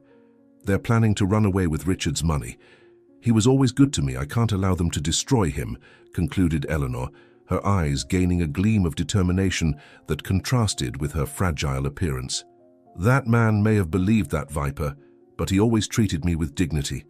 He doesn't deserve to be robbed and betrayed like this. Martha remained silent for a few moments, processing everything she had just heard. Her face transitioned between expressions of indignation and prudence. Finally, sighing deeply, she adjusted herself in the chair and leaned forward, lowering her voice as if the walls could listen. The evening light entered obliquely through the window, creating a play of shadows on the former cook's face, accentuating the lines of concern on her forehead. Her robust hands, witnesses to years of hard work in the mansion's kitchen, gestured cautiously as she carefully chose her words. "Who would believe us against that elegant viper?" questioned Martha, her voice laden with bitter realism. "She has everything in her favor: youth, beauty, wealth through marriage. And us? We're just disposable employees in their eyes, worthless when we no longer serve." The night advanced as the two women discussed the situation in low voices, as if conspiring against forces much greater than themselves. Outside, the distant sound of dogs barking and children playing in the streets of the periphery created a contrast with the seriousness of the conversation taking place in the small room. Martha carefully observed the changes in Eleanor's countenance, the gradual transformation from despair to something more dangerous: determination. The experienced former cook knew that mansion and its secrets well, the habits of its residents, the security flaws, the dark corners where indiscreet conversations happened. Her inside knowledge could be valuable, but they would need more. An ally who still worked there, someone with direct access to the traitors. Suddenly, her eyes lit up with an idea that was beginning to take shape in her mind. "Let's bring justice before they destroy other lives," exclaimed Martha, lightly tapping the table with the palm of her hand. "I know someone who can help us unmask those two. Jake, the gardener, has always been loyal to Richard since the boss paid for his daughter's treatment years ago. If anyone would take risks for him, it would be Jake." The next morning, with the first rays of sun still timid on the horizon, Martha headed to a small cafe near the Montemar mansion. She knew Jake usually had his breakfast there before starting his work in the extensive gardens of the property. The modest establishment, with its formica tables and faded posters on the walls, mainly served workers from the region. The aroma of freshly brewed coffee mixed with the smell of fresh bread, creating a welcoming atmosphere for the early morning customers. Martha chose a discreet spot at the back, from where she could observe the entrance without being immediately noticed. She didn't have to wait long. Jake appeared punctually, as was his custom, wearing simple clothes and carrying a small backpack with his personal belongings. He was a middle-aged man, with skin tanned from outdoor work and calloused hands that revealed years of dedication to the gardener's craft. "Jake, I need just a few minutes of your time," whispered Martha, approaching cautiously after he had placed his order. "It's about something serious happening at the mansion, something that involves Mr. Richard and that wife of his." The conversation with Jake was tense and full of hesitation. The gardener, initially reluctant to get involved in matters that could cost him his job, listened with a grave expression as Martha narrated the events, from the false accusation against Eleanor to the suspicions about Vanessa and Tyler's plan. Jake kept his eyes fixed on his coffee cup, as if seeking answers in the dark liquid. His angular face, marked by the sun of countless days working in the gardens, contracted with signs of worry and doubt. He knew well the nooks and crannies of the mansion, everyone's routines, and had recently noticed suspicious behaviors from Vanessa and the driver, looks and touches that seemed inappropriate when they believed they weren't being observed. "I can't deny that I also suspected something between them," Jake finally admitted, lowering his voice even more. "Last week, while I was pruning roses near the gazebo, I saw the two in a very intimate conversation.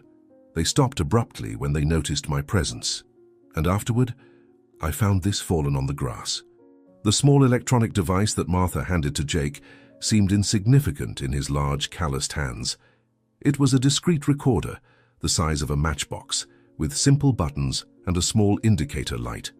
The gardener turned it over several times, examining the object with a mixture of curiosity and apprehension. They were sitting on a park bench far away, far from curious ears. The afternoon sun cast long shadows of tree branches over them, creating a dancing pattern on the concrete ground. Around them, children played and elderly people fed pigeons, completely oblivious to the conspiracy unfolding just a few meters away. Martha explained in detail how the small device worked, where to press to record, how to hide it, the battery duration. "We need evidence or no one will believe," Martha emphasized, her eyes reflecting the seriousness of the situation. "This recorder is small enough to fit in your shirt pocket or even under your watch. You need to capture Tyler confessing their plan." The days that followed were an exercise in patience and strategy for Jake. The gardener, always discreet and efficient in his work, now carefully observed every movement Tyler made around the property. The recorder remained hidden in his pocket, ready to be activated at any opportune moment. He noticed that the driver spent more time than necessary near the master bedroom when Richard wasn't around, and that he frequently exchanged complicit glances with Vanessa during meals. The tension grew with each passing day, as Jake knew that any slip could cost not only his job, but also the only chance for justice for Eleanor and to save Richard from a cruel fate. Loyalty to the boss who had saved his daughter years ago fueled his determination, even when fear threatened to make him give up.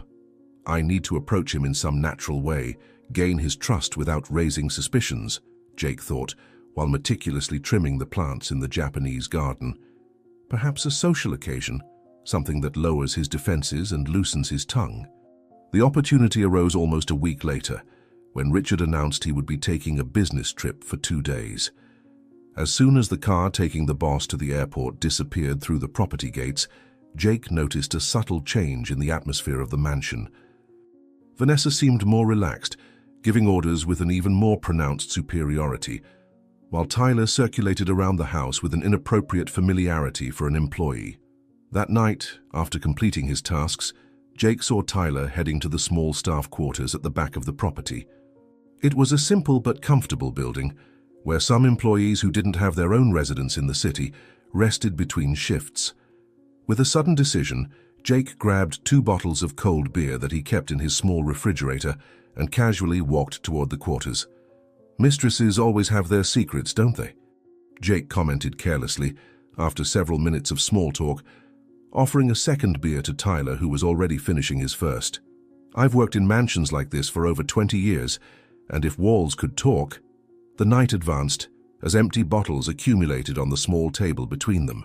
Jake, pretending to be as intoxicated as his target, encouraged Tyler to keep talking, asking seemingly innocent questions that fed the driver's ego. The recorder, discreetly activated in his shirt pocket, captured every word. The simple room in the staff quarters, illuminated only by a bedside lamp, created an intimate atmosphere that encouraged confidences. Shadows danced on the walls when Tyler leaned forward, pronouncing increasingly slurred and indiscreet words. His eyes, normally calculating and cold, now shone with the effect of alcohol and the excitement of talking about his grandiose plans. "That old woman doesn't know that soon I'll be in the Bahamas with her mistress and millions of dollars," Tyler boasted, his tongue loosened by alcohol and the false camaraderie that Jake had skillfully built. "The idiot thinks she controls everything, but she's just a stepping stone on my path to wealth. Vanessa thinks we're in love, that we'll live happily ever after with the old man's money. Little does she know that as soon as we have the money, I'll go my own way." The first rays of sun were already appearing on the horizon when Jake, with cautious steps not to wake the other staff members who were sleeping, silently left the quarters. His heart was racing in his chest, a mixture of triumph and anxiety. The small recorder in his pocket, now containing Tyler's complete confession, seemed to weigh a ton. Without wasting time, he headed to a small cafe on the corner, away from the watchful eyes of the mansion, where he had arranged to meet Martha. The former cook was already waiting for him, her anxious eyes constantly examining the entrance of the establishment. When Jake entered and gave a discreet nod, Martha's face lit up with renewed hope. "Did you get it?" she asked in a low voice, leaning over the worn table as Jake sat across from her. "Did he confess everything?" The faint light of dawn entered through the gaps in the worn curtains in Eleanor's small living room. The elderly woman was sitting in her favorite armchair, her face tense with expectation, as Martha and Jake arrived hurriedly. The deep wrinkles on her forehead seemed momentarily softened by the hope that gleamed in her tired eyes. Her trembling hands held a cup of tea that had gone cold long ago, forgotten in the tension of the moment. The small recorder passed from hand to hand with the care that would be devoted to a precious relic. When Martha finally pressed the play button, the voices filled the silent environment, Tyler's unmistakable drunken voice revealing every sordid detail of the plan that he and Vanessa had devised. With each word that emanated from the small device, Eleanor's face transitioned between shock, validation, and finally, a fierce determination that seemed to rejuvenate her features. "We did it! Now we have the evidence to unmask that viper," exclaimed Martha, squeezing Eleanor's hands between hers with renewed enthusiasm. "We can go directly to Richard with this." The phone on the kitchen wall rang shrilly, breaking the moment of celebration. Eleanor stood up with difficulty, her joints protesting with every movement, and answered with a hesitant voice. On the other end of the line, a familiar voice spoke quickly, conveying information that made the old woman's eyes widen more and more. Her free hand squeezed the phone cord with increasing force as she nodded repeatedly, although her interlocutor couldn't see her. The sun now fully entered through the windows, illuminating the suspended dust in the air and projecting Eleanor's profile on the opposite wall, a fragile but erect silhouette, as if a new strength sustained her. When she finally hung up, she turned to Martha and Jake, her face reflecting an urgency that wasn't there moments before. "Richard has returned from his trip, and Vanessa is organizing a family dinner for tonight," Eleanor reported, her voice gaining firmness with each word. She told the staff they will announce a long trip. "It's our only chance." The Montemar mansion shone like a jewel in the night, each illuminated window projecting golden rectangles onto the meticulously maintained garden. In the spacious dining room, where the crystal chandelier reflected thousands of points of light onto the polished mahogany table, the family gathered for what Richard had announced as a special occasion. The patriarch, recently arrived from his business trip, occupied the head of the table with the elegant posture that had always characterized him. His impeccably tailored suit contrasted with his slightly travel-worn features, but his eyes shone with a genuine expectation that moved everyone. By his side, Vanessa radiated in an emerald silk dress that enhanced her beauty and youth. To any unsuspecting observer, she would be the perfect image of a happy and dedicated wife, with her dazzling smile and the careful attention with which she served a glass of wine to her husband. Only the slight tremor in her fingers and the excessively feverish gleam in her gaze betrayed the inner torment consuming her. "Dear family members, I thank you all for your presence on this special night," Richard began, raising his glass in a toast that captured everyone's attention. "Vanessa and I have an announcement we wish to share with you, something I planned with great care during my absence." At the opposite end of the city, a taxi worn by age and constant use stopped in front of the imposing entrance of the Montemar mansion. Eleanor descended with difficulty, her painful joints protesting with each movement. She wore her best clothes, a simple but dignified outfit she kept for special occasions, though she had never imagined wearing it in such dramatic circumstances. The dark blue fabric, slightly faded by time, still maintained the discreet elegance that had always characterized her. At her side, Martha and Jake flanked her like guardians, their faces reflecting the same silent determination. The small bag Eleanor clutched to her chest contained much more than the recorder. It carried the truth that could restore her dignity and save a good man from devastating betrayal. The front garden, which she had so often tended with dedication during her decades of service, seemed to welcome her with the gentle perfume of roses she herself had planted years ago. "I don't know if I have the strength to face all of them," Eleanor murmured, hesitating momentarily before the steps leading to the main entrance. "But the truth cannot wait, even if it costs me what little dignity I have left." Inside the mansion, oblivious to the storm approaching his door, Richard continued his speech with growing enthusiasm. His eyes, marked by years but still penetrating, shone with a genuine joy he hadn't shown in a long time. Vanessa maintained a frozen smile on her perfectly outlined lips, while her thoughts ran uncontrolled, alternating between the escape plan with Tyler and the immediate need to keep up appearances before the gathered family. The jewels adorning her neck and wrists, expensive gifts from Richard over the years, seemed to weigh tons, constantly reminding her of what she was about to steal. In a discreet corner of the room, Tyler remained standing, in his usual professional posture, serving drinks to guests with impeccable efficiency.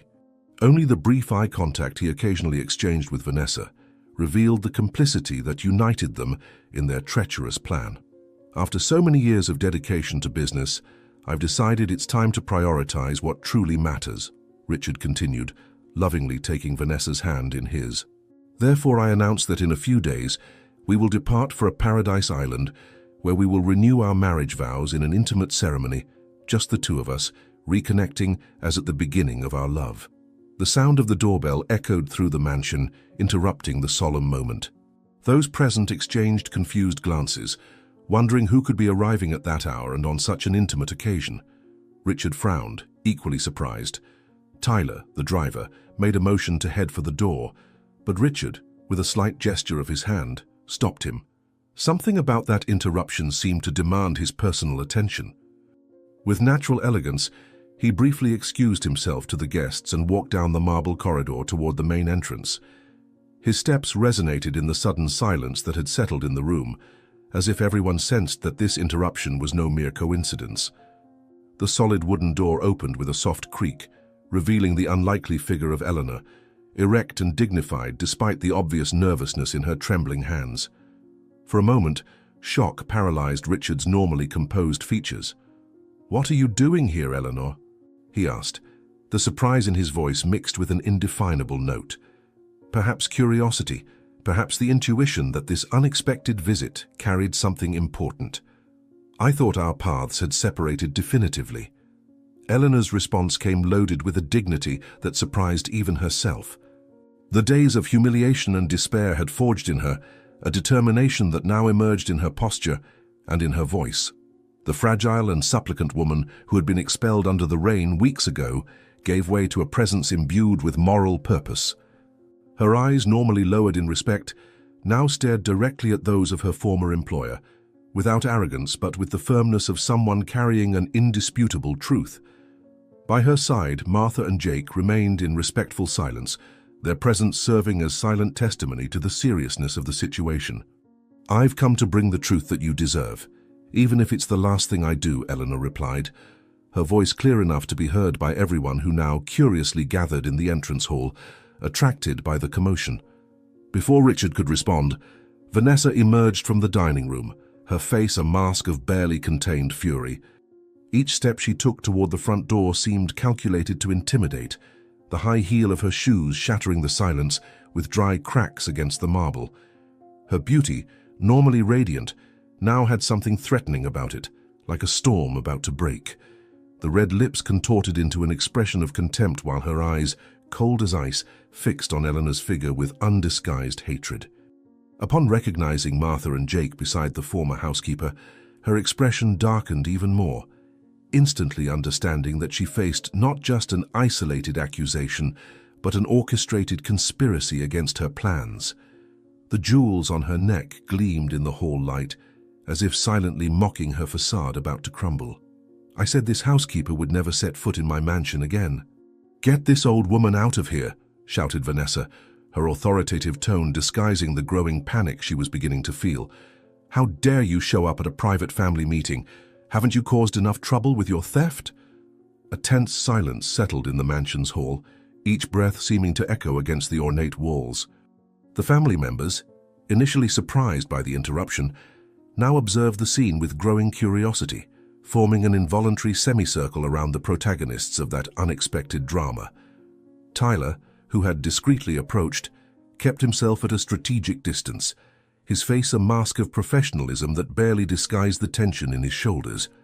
Richard remained motionless between his wife and his former employee, his countenance reflecting the confusion of a man who feels he is about to witness a devastating revelation. It was at this critical moment that Eleanor stepped forward, her physical frailty dramatically contrasting with the moral strength emanating from her posture. Her eyes, which had known so many sorrows in recent days, now shone with the clarity of purpose that only truth can confer. "The mansion is not yours, madam, and soon you won't even have dignity," Eleanor replied, her voice gaining firmness with each word. "What I have to say concerns everyone present, especially Mr. Richard, who always treated me with respect unlike others." Eleanor's gesture in opening her small purse had a deliberate, almost ceremonial slowness.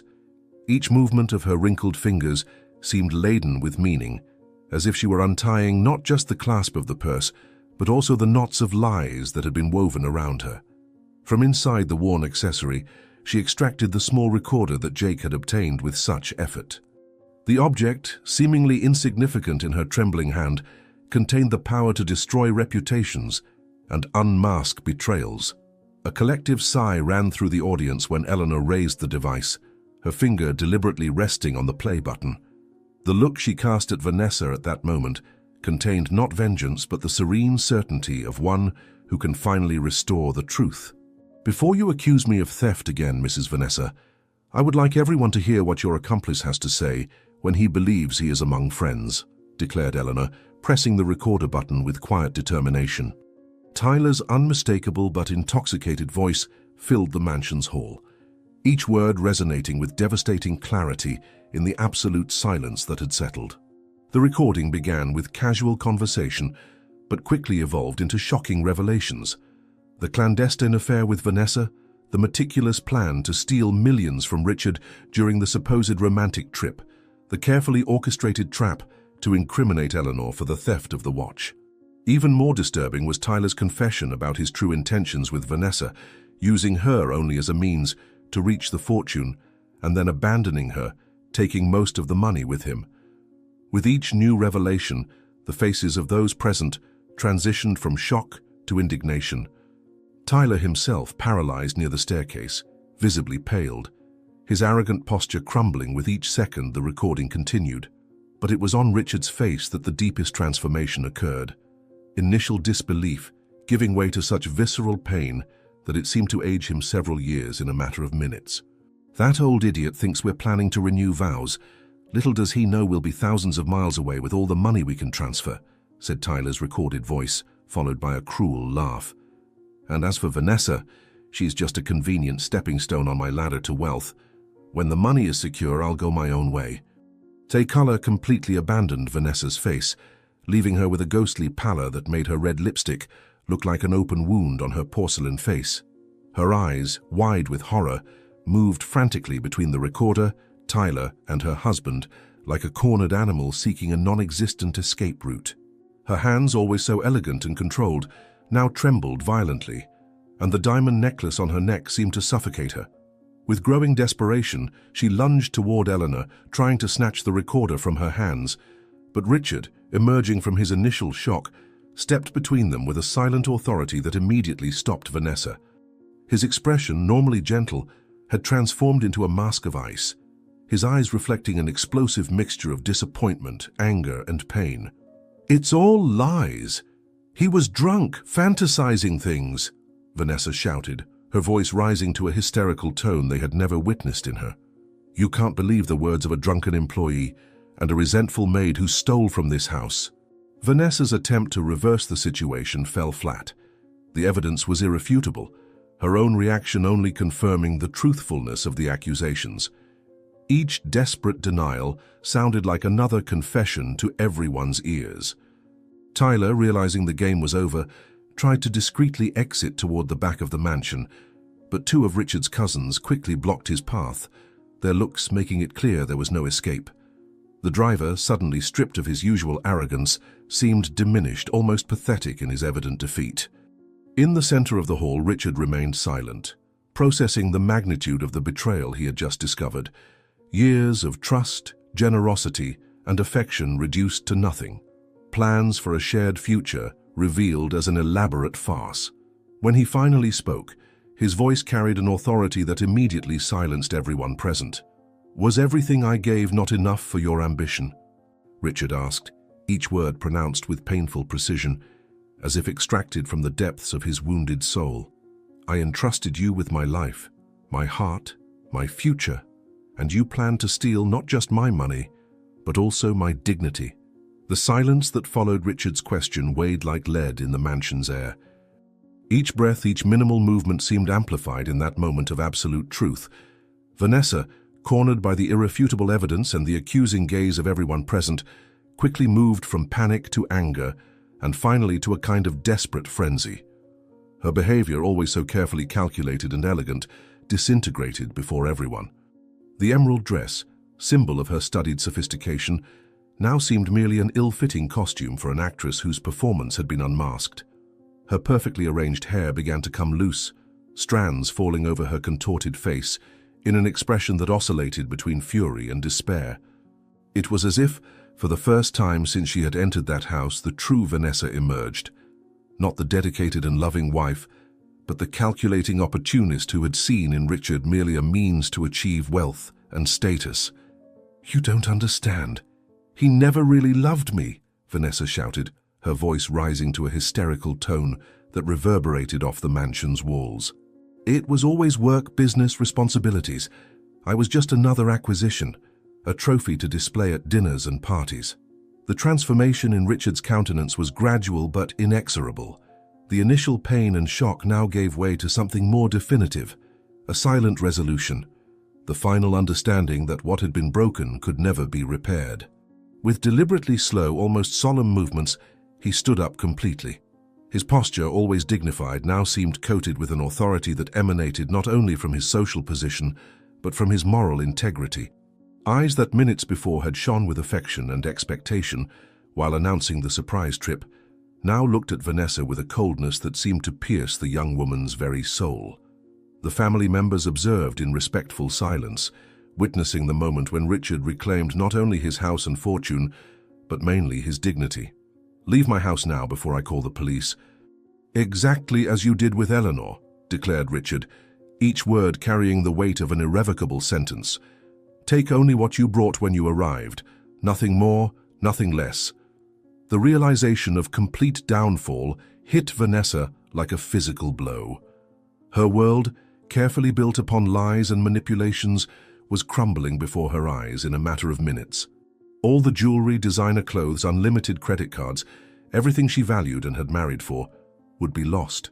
And Tyler, her supposed accomplice and lover, had been exposed not only as Richard's betrayer, but also as someone who planned to betray her equally. The look she cast at the driver contained all the hatred and contempt that a betrayed woman can manifest. Her breathing became erratic, almost panting as she fully comprehended the consequences of her actions. Richard's family members, who had always treated her with respect and generosity, now observed her with a mixture of repulsion and pity, perhaps the latter feeling being the most unbearable for her wounded pride. "You can't do this to me! I have rights!" she shouted, in a last desperate attempt to regain some control over the situation. "My lawyer will destroy all of you in the divorce." The tension in the mansion's hall reached its peak.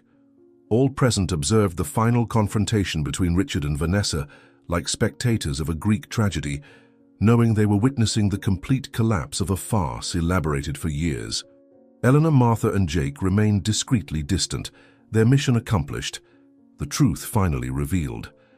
Tyler, restrained by Richard's cousins, had abandoned any pretense of dignity, his face contorted in an expression of growing panic as he realized there would be no easy escape for his actions. At the center of this emotional storm, Richard remained firm as a rock, his pain transparent but contained by the moral strength that had always characterized him. When he spoke again, his voice was low but carried an indisputable authority that silenced even Vanessa's hysterical sobs. "The prenuptial agreement we signed is very clear," Richard responded with devastating calm. "Proven infidelity results in total loss of rights to my assets. Your lawyer will receive a copy of the recording, as will the authorities, should you decide to contest." The reality of the situation finally tamed Vanessa's hysteria. Like a balloon slowly deflating, her arrogant posture gave way to an almost pathetic figure. The perfect makeup, now stained by tears of anger and frustration, created a grotesque effect on her once dazzling face. The jewels that adorned her body, gifts from Richard over the years, now seemed to weigh tons, physical symbols of the betrayal she had planned. With a mechanical gesture, almost like an automaton, she began to remove earrings, necklaces, and bracelets, letting them fall on the side table like pieces of a game she had definitely lost. Each metallic clink of jewelry falling on the marble echoed in the silence like a small epitaph for her destroyed ambitions. "This doesn't end here," muttered Vanessa, more to herself than to those present, as she slowly headed for the main staircase, presumably to collect her personal belongings. "Nobody humiliates me like this and gets away with it." The garden of Montemar Mansion gleamed under the mild afternoon sun. A month had passed since the fateful night of revelation, and nature seemed to celebrate restored justice with an explosion of colors and fragrances. The rose bushes, now in full bloom, displayed their petals in vibrant shades of red, pink, and white, creating a perfect contrast with the lush green of the meticulously trimmed grass. Amid this scene of renewal, Eleanor walked slowly, her steps cautious but firm, admiring the plants she had once cared for with such affection. Dressed with simplicity but dignity, in a light blue outfit that enhanced the serenity in her gaze, she seemed lighter, as if a great weight had been removed from her shoulders. At her side, Richard accompanied her with respect evident in every gesture. The businessman, despite the pain of recent betrayal, demonstrated an inner peace that surprised everyone who knew him. His posture remained elegant, but there was something new in his countenance, a wisdom acquired through suffering, a gratitude for truth, however painful it might be. "Your courage saved not only my fortune but my dignity," commented Richard, stopping before a marble bench strategically positioned under the shade of a century-old jabuticaba tree. "Few would have the integrity to face what you faced for someone who unjustly doubted your honesty." The marble bench welcomed them both as the conversation continued, Richard revealing the legal and personal developments of the last few weeks. His calm gestures complemented his measured words, as usual. But now, there was a genuine warmth in his voice that transcended the traditional courtesy of an employer. Investigations after the incident revealed that Vanessa had attempted to access Richard's bank accounts just hours after the confrontation, but the banker, already alerted by the businessman himself about the events, had blocked any transaction. Tyler, in turn, had managed to escape that same night, taking with him only the money from the joint account that Vanessa maintained with her husband. An insignificant amount compared to the fortune they intended to steal, but enough to allow his temporary disappearance. The gentle breeze lightly stirred Eleanor's grey hair as she listened, her eyes reflecting understanding and, surprisingly, compassion. "The divorce has already been finalized. She will receive nothing, as the prenuptial agreement we signed provided for total loss of rights in case of proven infidelity," explained Richard, his voice firm but without traces of revenge or resentment.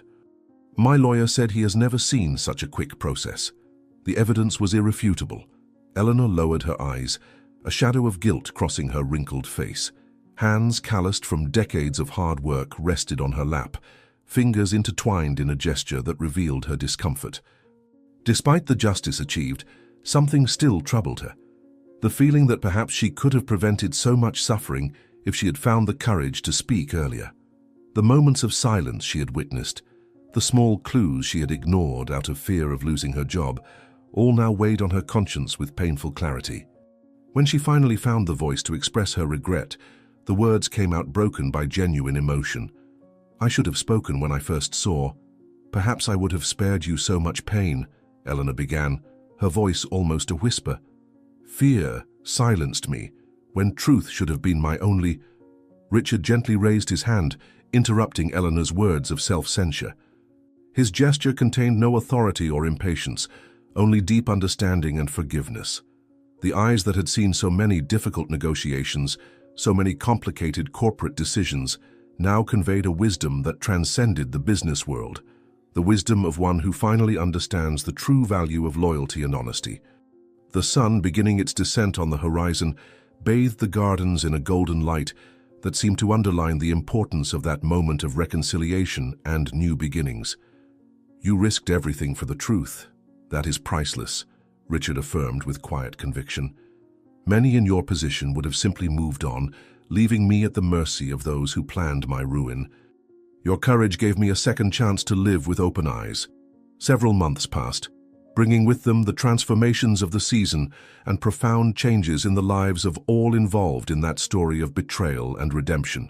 The gardens of Montemar Mansion, now prepared to receive the summer heat, served as the setting for a small, intimate celebration.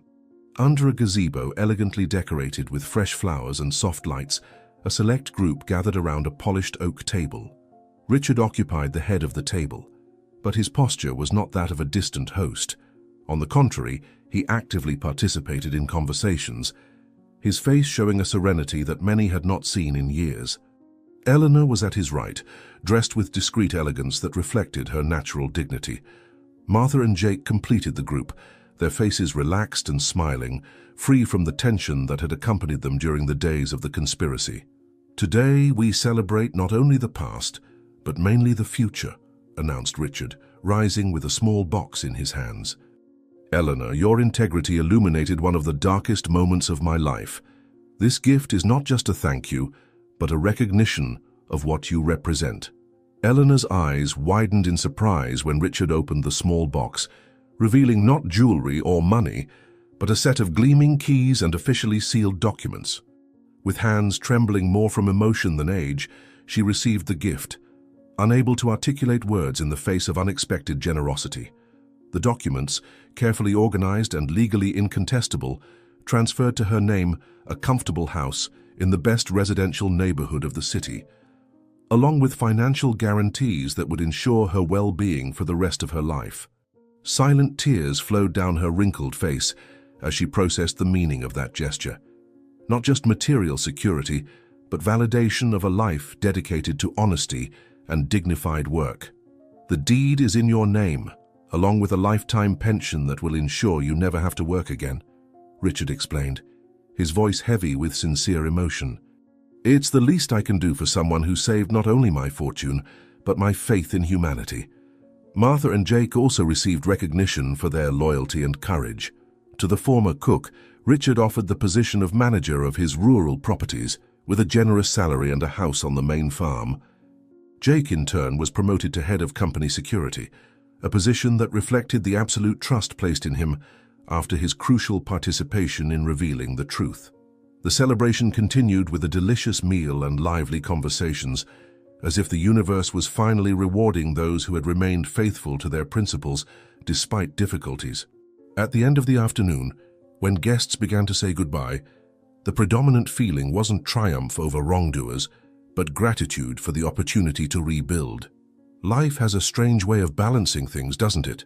Martha commented, while helping Eleanor collect the gifts received. Who would have thought that after so much suffering, we would find peace and justice? While the Montemar mansion celebrated new beginnings, in a distant and decaying part of the city, reality showed itself drastically different. A small studio apartment with peeling walls and mold in the corners now served as Vanessa's residence. The tiny space, with a single bed, a two-burner stove and a precarious bathroom, contrasted violently with the luxury she had been accustomed to. Kneeling on the dirty floor, she scrubbed the surface with a worn brush, her once perfectly manicured fingers now rough and reddened from constant contact with cheap chemicals. The elegant dress and expensive jewelry had been replaced by simple, worn clothes, her only accessory being a cheap plastic watch that mercilessly marked the hours of hard work. "I finished the cleaning, ma'am," Vanessa announced, rising with difficulty, her back aching from prolonged effort. Her beauty was still evident, but there was something broken in her gaze, a mixture of contained anger and bitter resignation.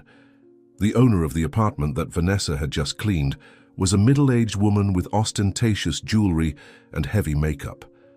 She inspected the work with a critical eye, deliberately looking for flaws to justify reduced payment. Her behavior exuded that particular type of cruelty that often accompanies newly acquired power over someone who once occupied a superior position. With a smile of malicious satisfaction, she removed from her purse a few coins, less than half the agreed amount, and deposited them in Vanessa's outstretched hand with a gesture that seemed more like alms than payment for services rendered. "It's all I can pay today," the woman declared with evident disdain, "and next time clean better behind the toilet. I'm not paying for half-done work." Alone again in her miserable studio apartment, Vanessa let herself fall onto the only chair in the apartment, an unstable piece of furniture with torn upholstery that she had found abandoned on the sidewalk. The coins she had received would barely pay for a decent meal, let alone the rent due in a few days. Her gaze wandered across the cramped space until it fixed on the small dresser where she kept her few belongings. With slow movements, she opened the top drawer and removed a photograph torn in half, the only memento she kept from her previous life. In the partially destroyed image, Tyler's smiling face looked at the camera, unaware of the fate that awaited them. Vanessa ran her fingers over the worn surface of the paper, her face a complex mask of contradictory emotions. "You betrayed me in the end too, didn't you?" she murmured to the photograph, as if she could extract some late confession from the silent image. "At least I'm paying for my mistakes here, and have you found your next victim yet?" News about Tyler reached Vanessa through sparse gossip and occasional comments. According to information from a former colleague from the mansion who had encountered her by chance, the driver had been seen in another country, accompanying a visibly wealthy middle-aged woman, wearing expensive clothes and sporting a luxury watch. The pattern was repeating itself, But this time Vanessa was on the other side of the equation, no longer the accomplice, but the abandoned victim. The irony of the situation did not escape her keen perception, just as the harshness of the lesson life was imposing on her did not escape it. The mandatory community service, part of her sentence for fraud and attempted theft, occupied her mornings, while afternoons were dedicated to house cleaning to survive. Nights were spent in sterile regret and revenge plans that she knew were impossible to execute. "One day I'll be back on top," she promised herself, although the conviction in her voice diminished with each passing day. "One day everyone will regret having humiliated me like this." The contrast between destinies couldn't be more evident when the scene shifts to a quiet neighborhood in the residential areas of the city. A two-story house, modest but welcoming, with a well-kept garden and large windows that allowed generous entry of natural light. Inside, spaces decorated with elegant simplicity created an atmosphere of peace and warmth. What stood out most, however, was the constant movement of elderly people coming and going, some with walking aids, others in wheelchairs, all greeted with warm smiles and individualized attention. In the main room, adapted with round tables and comfortable chairs, one group played dominoes while another participated in a crafts workshop. Soft music filled the environment, complementing the cheerful buzz of conversations and laughter. "Welcome to our little refuge, Mr. Richard," said Eleanor, leading the visitor through the main corridor of her new home. "We started with just 3 elderly people from the neighborhood who had nowhere to spend the day. Now we're almost 20. Richard observed every detail with genuine admiration. The house he had offered Eleanor as a reward for her loyalty had been transformed into something far beyond a simple residence. Using part of the lifetime pension she had received, she had created a community center for needy elderly people, offering not only recreational activities, but also nutritious meals, basic health monitoring, and mainly dignity and companionship for those often forgotten by society. Each room reflected the meticulous care and attention to detail that had always characterized her work, now directed toward an even nobler purpose. "You transformed your pain into help for others," commented Richard, visibly moved by what he witnessed. "When many would have used this opportunity only for rest and personal comfort, you chose to multiply the good you received." The afternoon advanced as the 2 old friends headed to the back porch, a quiet space overlooking a small garden where medicinal plants grew in organized beds. The aroma of lemon balm, mint, and rosemary hung in the air, bringing memories of the infusions Eleanor prepared in the mansion to calm Richard's nerves after stressful workdays. A rustic wooden table, inherited from Eleanor's mother, had been carefully restored and strategically placed to capture the best view of the sunset. On it, 2 cups of steaming tea waited, inviting a moment of reflection and sincere conversation.